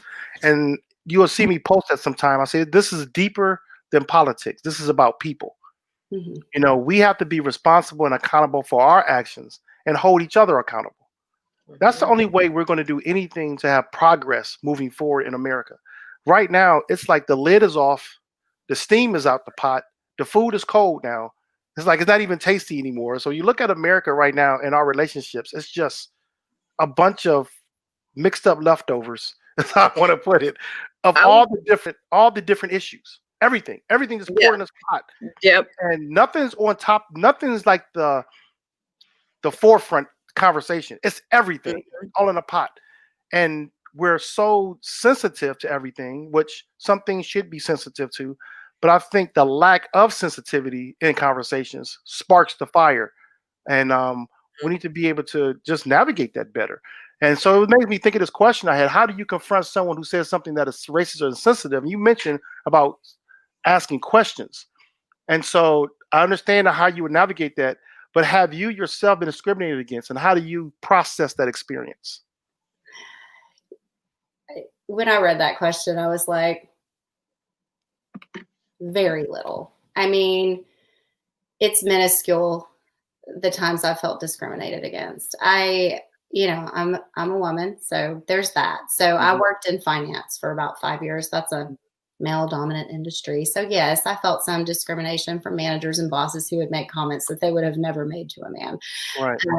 Or just sexual harassment, but very minimal, compared to a person of color, a woman of color. So how did I process it? I left that industry, not necessarily because I felt discriminated. It just wasn't my calling, but, I mean, how did I handle it? How did I process? I just let it go, you know? Yeah. And I would just in my head think, what a chauvinist pig, or, you know, Right. Right. Yeah. and I just kind of let Right. it go. So I don't, you know, I don't have a lot of perspective on that because I Yeah. don't feel like I've felt discriminated against, you Mhm. know? That's You and know, that's incredible. I was Go saying ahead. I'm with you on the I totally share that with you about being a woman. Um I never actually didn't realize how much discrimination we face as women until I became like an adult and on my own in the world. And I just was like, even in my marriage, you see there are a lot of roles, and there's a lot of things that, like, especially as women and as mothers, not so much as discrimination, but we just experience more of, I don't really know the word I'm trying to use, like as a like I'm a stay-at-home mom. You know, a lot of times stay-at-home moms, what we do is like we do a lot. Like it's actually a job. Like it really is. And a lot of times, because we're not in the workforce, or because we're not you know, actually like leaving the house to go to work, a lot of the times it's not looked at as an exhausting job. And so it's kind of like, well, what are you tired for? Or like why, what's your problem? Why are you, you know, you're just a mom who stays at home. And it's just like, what? Like, do you guys even, do you guys know what it's like holding one toddler, changing a newborn baby diaper, and also watching the food on the stove? Do you guys understand that is like, you know, but then on top of you're working and being a mom and being, you know, you're a woman, and there's just so many things that we deal with every day. And but sometimes, like with the discrimination, I've actually been discriminated against as a woman in the workplace, and a lot of times it goes as like joking. Or I used to work in an office with a lot of men, Yeah. a lot of computer men, um, you know, they're techie men, and there were jokes a lot of times being thrown around that, and it was like I was caught in situations where I'm like, okay, do I say something? Do I let it go? And a lot of times I would just end up letting it go because I'm already a woman working around a lot of men. Right. So I totally feel you on that. Man, being a woman, and it's we face a lot of discrimination. I don't think it's talked about enough. Yeah. It was a conversation I had with someone online that was interesting. It's like we were talking about comedians, that a black comedian can talk about race issues and is laughed at, and they're not uh, Yeah. criticized for it. And a white comedian can talk about race and they're criticized for it. And the conversation I had with them, I think, was that a black comedian is talking about a real life experience most of the time. Now, I'm not saying all white comedians don't do that, but then you may have a white comedian talk about the stereotypes more so than something that actually happened. And that was an argument. So they brought up all these points and we were going back and forth. So I had to find some white comedians who did talk about race and made it funny, and it was real stuff. And I'm not sure if you ever heard of Gary Owen. You familiar with Gary Owen? Mm-mm. He has a filthy mouth, but Gary Owen is married to a black woman. So he sees it from a different perspective. Right. And so it was so hilarious that I sent this post out to a person I was having this conversation with. And I said, see, here's someone. And the argument was, oh, I don't know him. It's not about if you know him, it's the fact that he's doing exactly what you said he couldn't do. And I Right. think that if we talk more about real life stuff, more so than stereotypes, Mhm. because stereotypes are not real all the time. They're made up. Some things are real. Um, but I think it's all about how the media and TV puts that perspective out about stereotypes and that we believe and we take it in. So we can stick to facts and truth. I think that we understand each other better. And why? Mhm. And this, oh yeah, this is the one of my last questions for you, and we can still talk, but this is one that was one that really is a question that all of us ask. Why do you think it's hard for white people to have these hard conversations with other white people? Oh, with other white people. Yeah. Because I was thinking, because to me, race discussions with people of color, I would think the reason I shy away from them is because So I'm going to answer it from two perspectives. Yeah, Black definitely. person with a white person. Mhm. Is because I feel like we all have biases. Mhm. We all have some sort of prejudice inside of us. It could be against a specific culture, it could be race, and we don't want that slipping out. Mhm. Okay. You don't want that slipping out. And so you hesitate to have the conversation. But I think the reason white people don't have the conversation with other white people is because I don't know if you know white people that well, but we like to be comfortable. And this makes people uncomfortable. And it's, but it makes me so mad. I get so upset about it because you have to sacrifice some of your comfort so that somebody else can be more comfortable. And if you're not willing to just get uncomfortable, you're selfish. I mean, and you don't care. And I don't know. I approach everything as a believer. So people who aren't believers probably, I don't know how they, I don't know what their moral compass is, but if you're unwilling to give up some of your comfort so that a brother or a sister of color can have a better life, a fair life, a just life, then you're not living out Wow. what That's you incredible. should be doing, what Jesus calls you to do. You're not living that. You're not. Yeah. There's no freedom in that. There's not. And, and I tell my kids this, I'm like, it's not a sacrifice unless you give something up or it hurts a little bit. Yeah. Yeah. It's not a sacrifice. It's just, so, I think the Lord has called us to sacrifice. You have to sacrifice a little bit. You have to be uncomfortable. You have to have uncomfortable conversations. So I don't know if I know that there are other white people like me because we are in communication. Be the Bridge, Latasha Morrison, Yes. that group. And I have a friend, we've been itching to be in a bridge group, but then COVID. Yeah. No. Yeah. Definitely. We're just kind of trying to build that group where we can have conversations with people, because I think that's where it's going to start. It's going to start in small groups of people having conversations. That's how you change people's hearts. That's how you change their perspectives. That's how you change their actions. It's not going to happen on Facebook. Facebook's a good connector for people, Right. like-minded people.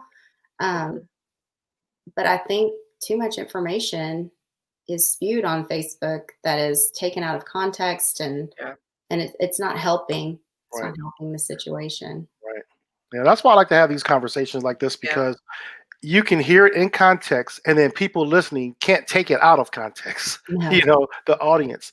But yeah, I mean, and I asked that question because me and again the co-host Darren, I don't know if I'm not sure if you ever seen our show before, but he's white, and we're about the same age. You're both 51, and we had this question about dinner table conversations, and every black family that I know have had some conversation in their household growing up about racism or what happened at the job, what happened in the neighborhood, whatever we saw on the news. It was like in a conversation at the table, and Darren said that was not what they did. He said, we didn't talk about these things. And I said, well, why? I mean, it's like something that we all know happens, like the elephant in the room, but we're quiet. He said, well, he said the same thing you said. We want to stay comfortable. We want people to be comfortable. And I didn't understand what that meant. We want to be comfortable. And it's really a comfortable of your own feelings. You want your feelings not to be impacted, or you don't want to feel guilty for something that you had nothing to do with. And it's like, or shame for something that you had nothing to do with. The shame comes or the guilt comes, but why does it come if you had nothing to do with it? It's a conversation.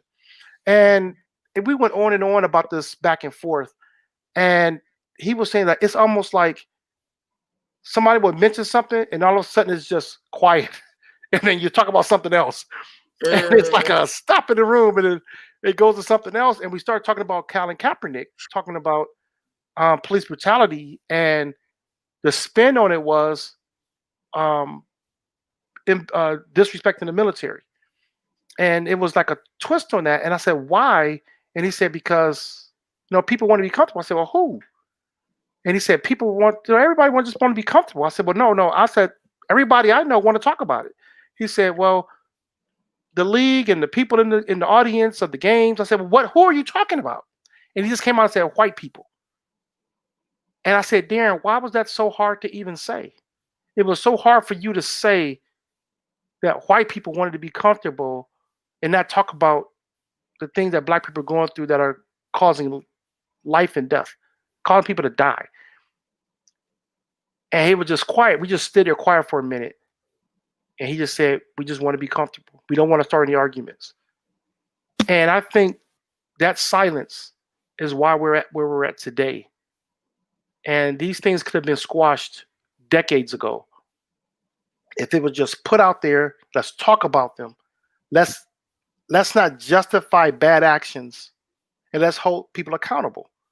Well, I don't think it would be squashed. Well, when I say squashed is that it's not hitting anymore. It's not hitting in secret anymore, or it's not swept up under the rug. There's nothing that can happen after this summer that can ever be swept up under the rug. I don't think it's going to. Still sweeping it under the rug, though. Yeah.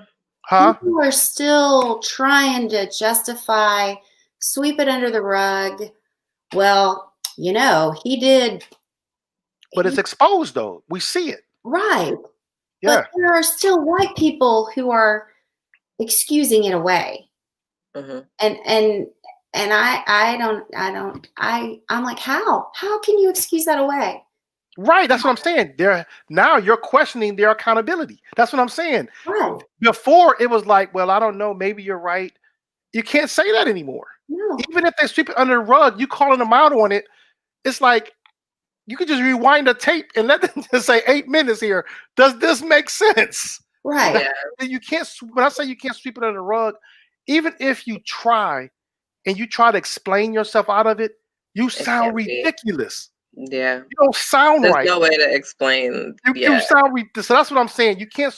The government can't sweep it under the rug. Media can't sweep it under the rug. It can't be hitting into an archive, and like we did with Tulsa, Oklahoma, where no one knew about it till some historians brought it out. Right. It was something that I knew about at 12 years old about Tulsa, Oklahoma, but yet I didn't learn about it in school. I learned it from my great grandmother.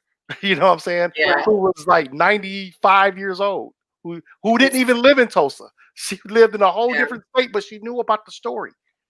And so those things were swept under the rug. There's nothing about 2020 that would be swept away. The coronavirus, whether we get proper control of it or not, it's exposed. It's out there. And we have too many ways of technology to know information now compared to before, that there's no excuse for someone to say they don't know or they don't understand, because you have ways of getting the information you need. You can just ask somebody.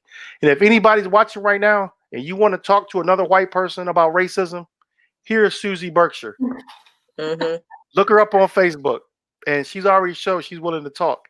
So I really just appreciate the time you had. And any other questions for Bria? I do have one question. One of the comments that I heard a lot. So I've only been a stay-at-home mom for 2 years. The prior to that, I've been working since I was 15. A lot of things when it comes to race and being in diverse spaces, one of the comments that I heard a lot of times from white people were, or white moms too, in specific as well, as I teach my kids that we don't see color, or we don't see color. What is your perspective on that, and what can you say to give words of advice to other white people who I don't believe are racist, but believe that I don't see color stance is a safe place to be? I've never said that to my children, but I could see myself being a person in my past who might have made that statement, simply wanting people to think that it didn't, like, your race doesn't matter to me. Okay. Right. But, you have to see color. So that's what I would say. You have to acknowledge it. You have to talk about it. We have books in our house about children's books. Martin Luther King Jr., Jackie Robinson. I mean, he got one for Christmas out, Kamala. So we have those books because I think it's so important for white children, and I'm sorry I keep saying that, but it really is, for them to know the history, for them to know how things used to be and that was not right, and that we're working to change it. We're still not there yet, but you have to acknowledge color. I mean, Yeah. I've told my son that. I'm like, if you see unfair treatment and you believe it's because of the color of their skin, you need to say something. You have got to say something.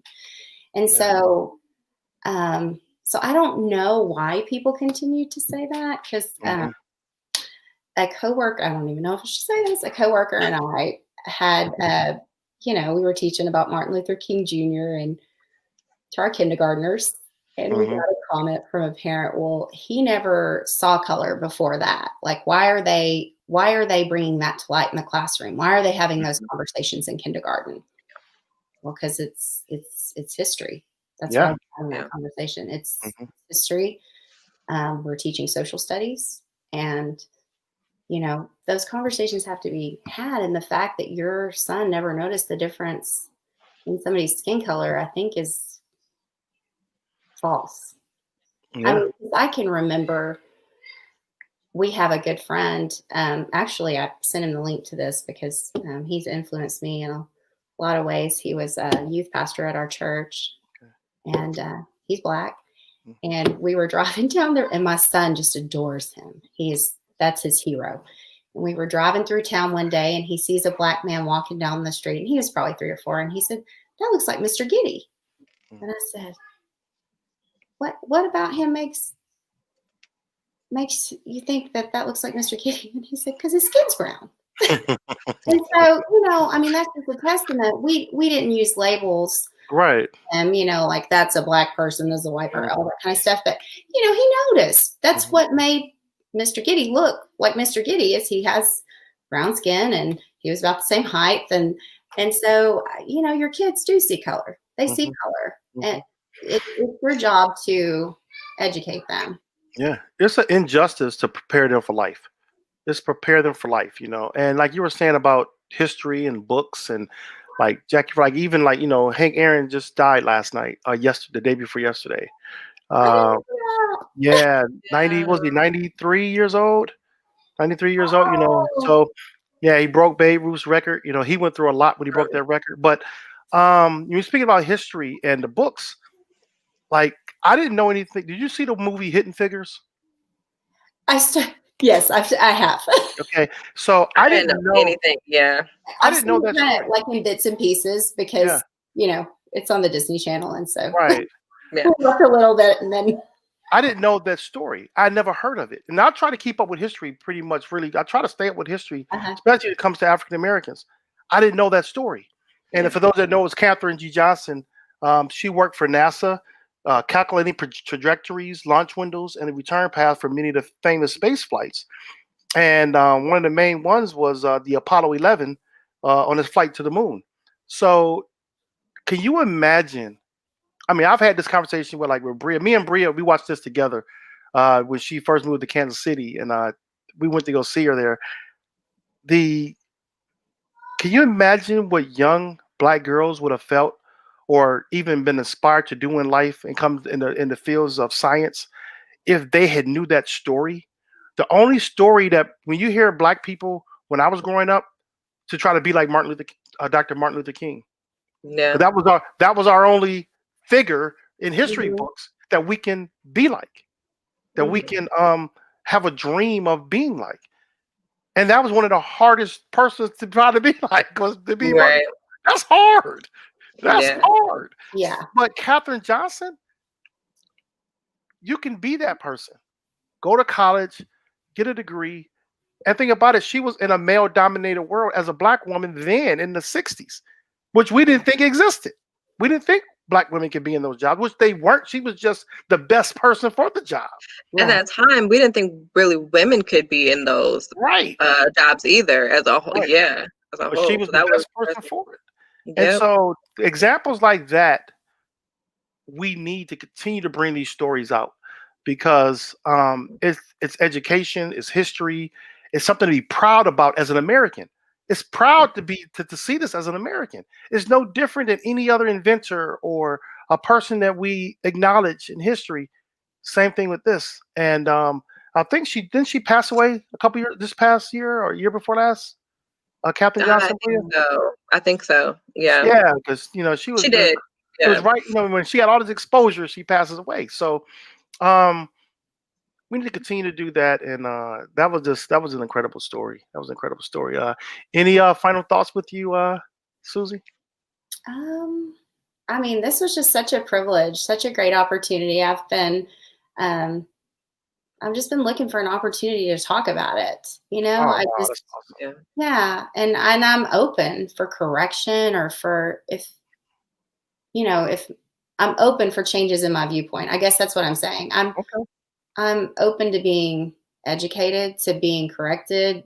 I don't know it all. My husband has his master's in political science, but his thesis was written on the delayed desegregation of a pretty large school district in East Texas. And oh my word, I learned so much just from him. I mean, just he would show me things and just stuff that was happening up into the 80s, and I just couldn't believe it. People need to know that. Yeah. I mean, people need to know it has to be exposed. And I think history's been whitewashed, and our country was built really on the backs of African slaves who were brought here against their will, and it has to be acknowledged. It has to be acknowledged that that's what happened. And that there is discrepancies because of that.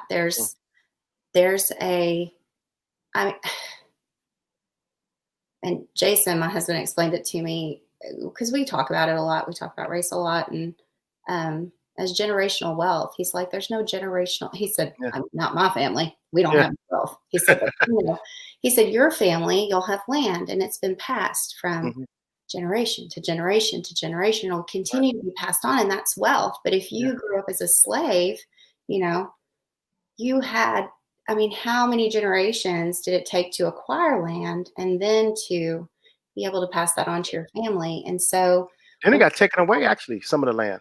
Yeah. And Trump just he passed the act 2019, I think, and I really commend him on doing this. It was a bipartisan thing. I think he gets a lot of credit for it, but it was bipartisan of moving this through, where there's up until 2018, 19, something like 2019, people were still losing their land because black people didn't have the ability or didn't have the paperwork of a will to pass down the land.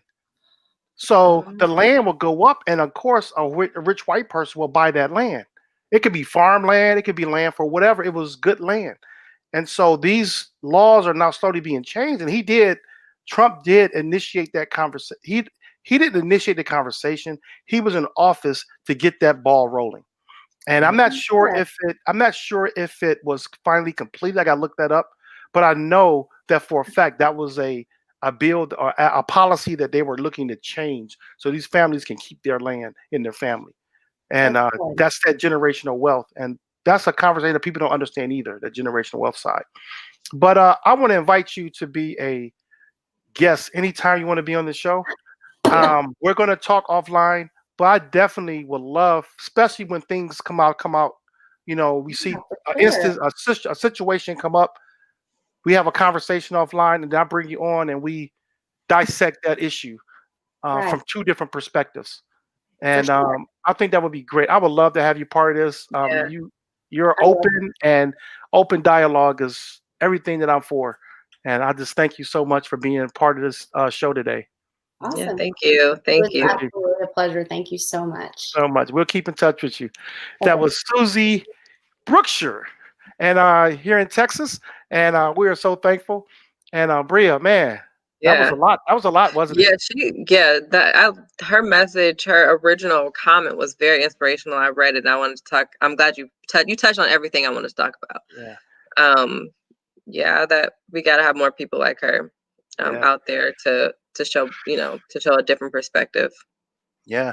We don't have too much time today, but I'm going to get through some of this conversation we talked about a little bit earlier. We got Biden in office. He got 100 days, his first 100 days. What is he going to get done? Yeah. What do you think he's going to get done? So far he has overturned a lot of the let me pull up the 17 things that he's done on his first day. Well, before you Um, go through those 17 things, I got a question. yeah. Do you think, because we know what it was like early in his presidency, he overturned a lot of Obama's policies. Now Biden is overturning a lot of Trump's policies. hmm Do you think turn over these policies like this? I mean, we need the important things done, yeah. But Yeah. some of the things that we're seeing happening is back and forth. Do you think is going to cause more division from a political standpoint? It depends. When I look at I guess absolutely, especially with rejoining WHO and the I think he's gonna put us back in with the Paris Accord. Is that what it is? Mm-hmm. Those are things that are going to cause division because a lot of people agreed with Trump for doing that. Mm-hmm. A lot of his supporters agreed with Trump for doing that. Mm-hmm. But I'm not sure because in the beginning when Trump was passing when he was signing executive orders, I mean, of course, the nation was already divided because his supporters were emboldened. His racist supporters were emboldened by him. But I don't think a lot of division really came from the beginning of Trump's presidency when he was signing executive orders. From what I remember, I remember people were upset that he was signing executive orders, but I don't think people understood exactly what he was doing. I think that people were just mad because he was signing an executive order. Because that was what we were hearing on like CNN and media channels. But when I think back, I think a lot of division came later on when things like when that journalist went and when he was murdered, when he went to where was he in Saudi Arabia? Khashoggi. Yeah. When things like that happened, or when that teen was or the young adult was in where was he in Korea, and he was arrested and beaten and tortured, and he came back and Singapore? died. Was it Korea? No, I think it was Korea. Yeah, but Okay. I think, and I think that's where the heat really started, from Mm-hmm. what I remember. And when he was in bed with Russia, and he stood up there with Putin, and it looked like they were just best friends, and he just was going along with that. I think that's where the heat, for me, that's what I remember where it started. Right. I don't think Yeah. that Joe Biden in his first 100 days overturning most of these Trump executive orders, I don't think that it's going to be a division. Okay. Because a lot of the truth is a lot of American people are not knowledgeable of the things on this list. Right. Well, I know one of the things that Trump turned over that I didn't like was the housing. Like there's a clause with housing for discrimination.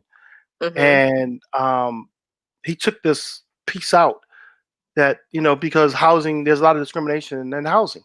And so when you want to buy a land or buy property, there's these different hidden clauses there that's always been there. So he took that out to where people can freely discriminate again in housing. And although people say they don't, it was in there. So I noticed that one, and that was bothered me. And then recently was the one about the training on diversity and inclusion. Yep. And the government and federal government, and we need that. That's So something these came later. That came later. I just mentioned. I said it came later. Okay, I don't want to say all of his executive orders. But the housing one was early on. Was early in. Even the now everyone argued about the mandate for the healthcare for people who didn't have the health care. That was something that everybody thought was kind of wrong. So that taken out. But yeah, so we went through things. You got your health care here that Biden is turning over. The Muslim ban. He got the orders on the pandemic of trying to change with the pandemic to increase the supply of vaccine-related materials. Oh yeah, I see that. And he leaves the top FDA job open to for the vaccine push. So, and that's another conversation. The vaccine. That's gonna have a whole other show on that one day. But I'm not even gonna get into that all the way today. But then you have the economy. Okay, so yesterday was a big argument about the pipeline. Like up to 50,000 workers are going to lose work with this pipeline from Canada. It's supposed to be sending crude oil through the pipeline through Nebraska and Montana that would then go down to the Gulf Coast. So there are people angry because the jobs are being lost, and some of these are union workers. But what's not being said was that there are farmers on that land who are saying that this pipeline can contaminate the water.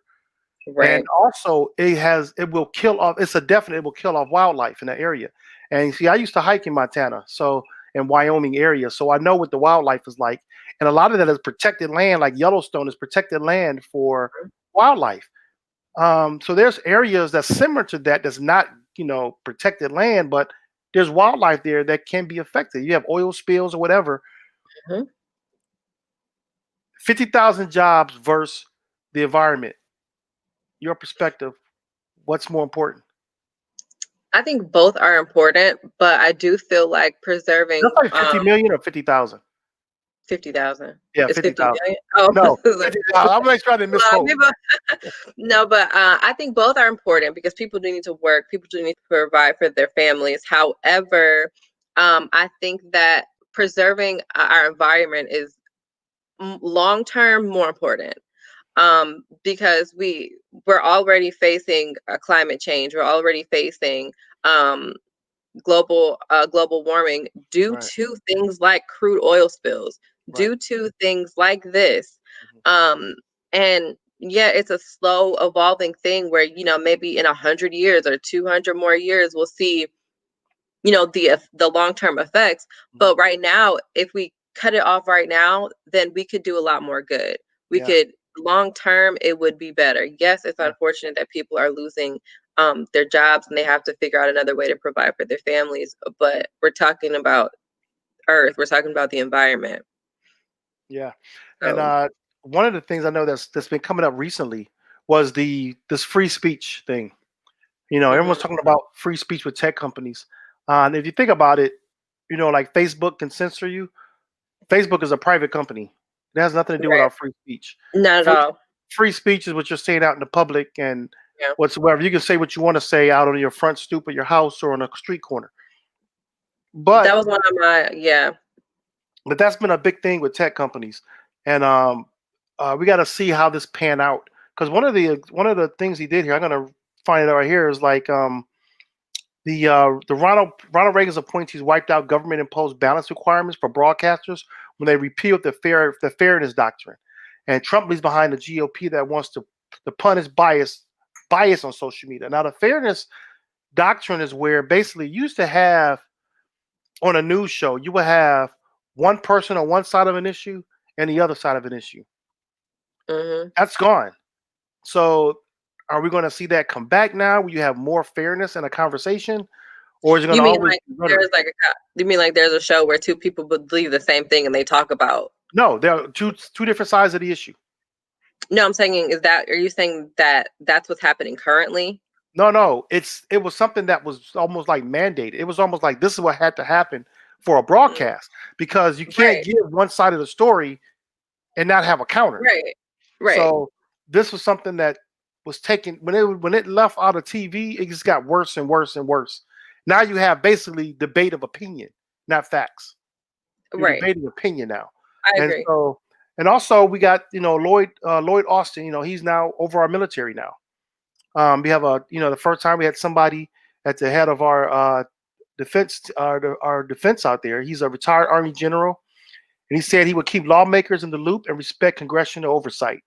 He's made a point of contention across both parties, so he wants to be that middleman like he's supposed to be.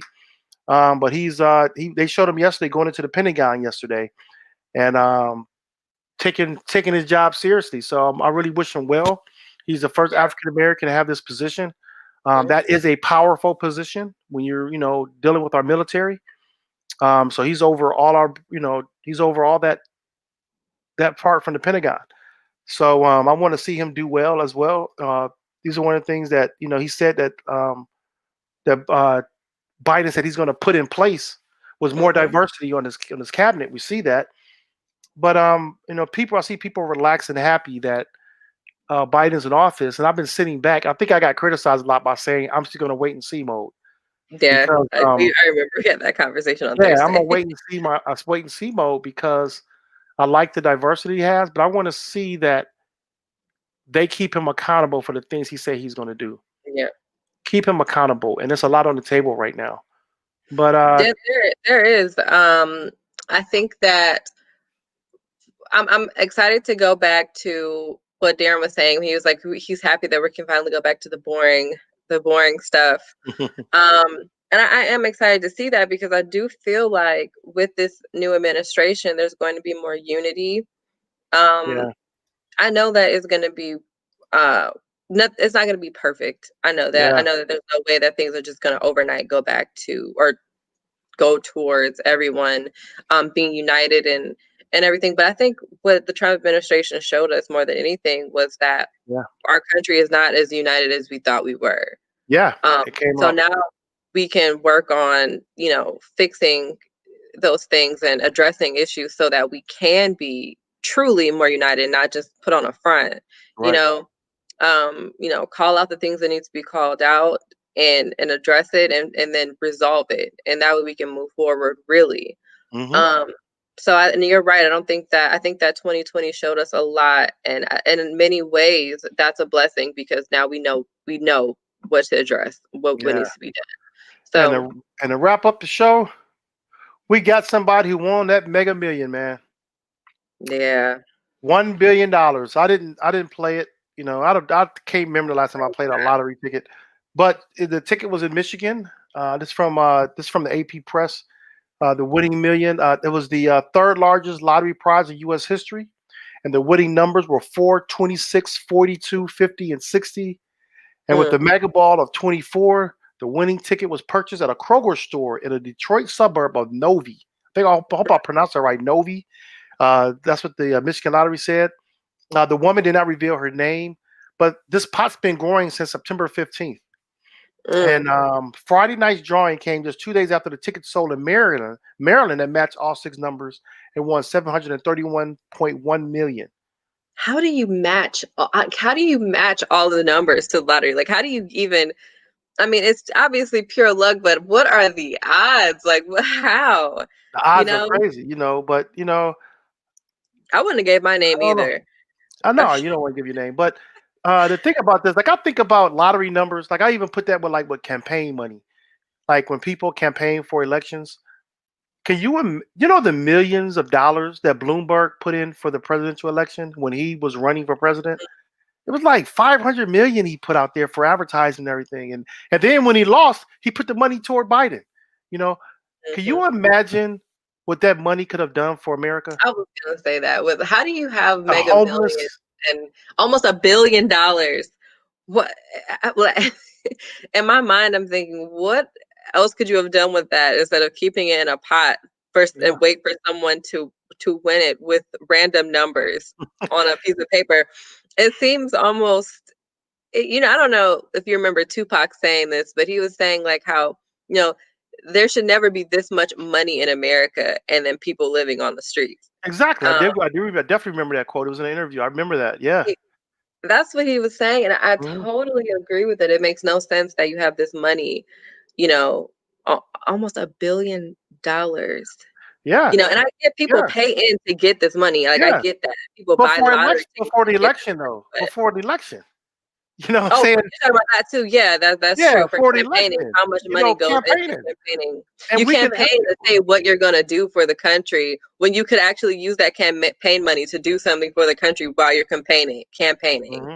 So, yeah, no, I agree. So it's like I want to see us do better financially, and also, that financial literacy is very important for all of us.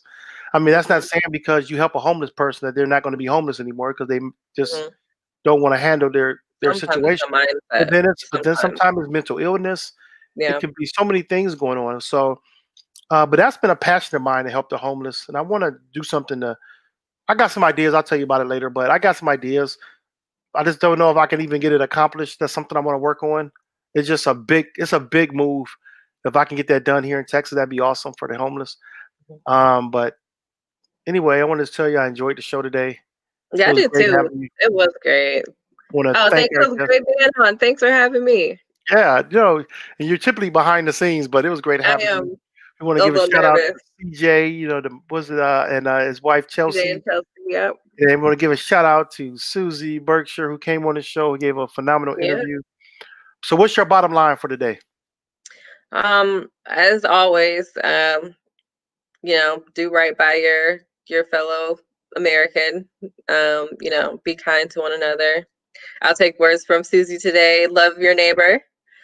And yeah, that's pretty much it. Just try to be at peace in all that you do. It's too much going on to be it's too much to stress about to be stressing. So yeah. Yeah, I think my bottom line for the day, after this show would be, number one is that we got to learn to support one another, even when we don't believe in everything that they're doing.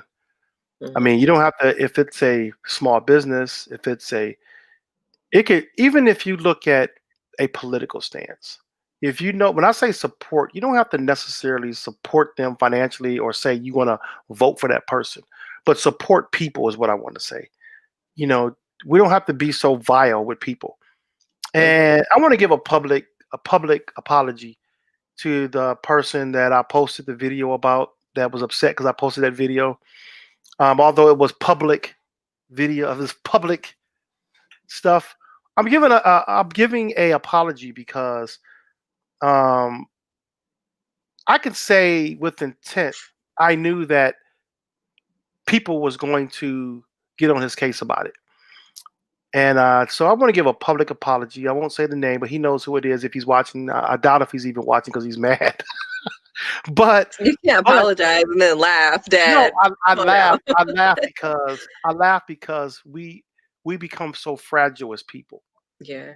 We become so fragile that we can dish it out so much and dish it out. And I can admit that I have thick skin. And you know me, and you know how I am. And Yeah. so I have thick skin. I can take a lot. I can let stuff wipe off of me. But I know people who have fragile skin, and I know how to um, crack that fragile skin. And so I think that subconsciously I did that. I just want to say I'm sorry. Oh, consciously. No, when I say subconsciously, I did it because I wanted to That put out. pose was pretty. It was really about me making a point to No, yeah. expose someone's ignorance. But subconsciously, I knew it would break him. I think Yeah. that's what I'm sorry for. And so I'm going to give him a text message, and just apologize again. But sometimes I think I try to express points so much that some things I should just let go. I know I got thick skin. I'm tolerant. I have a high tolerance level with people. And so anyway, with that, That was we're out. very big of you. That was big of you. All right. Well, you have a good day. So go ahead and roll that outro, and we will catch up next week. All right. Bye-bye.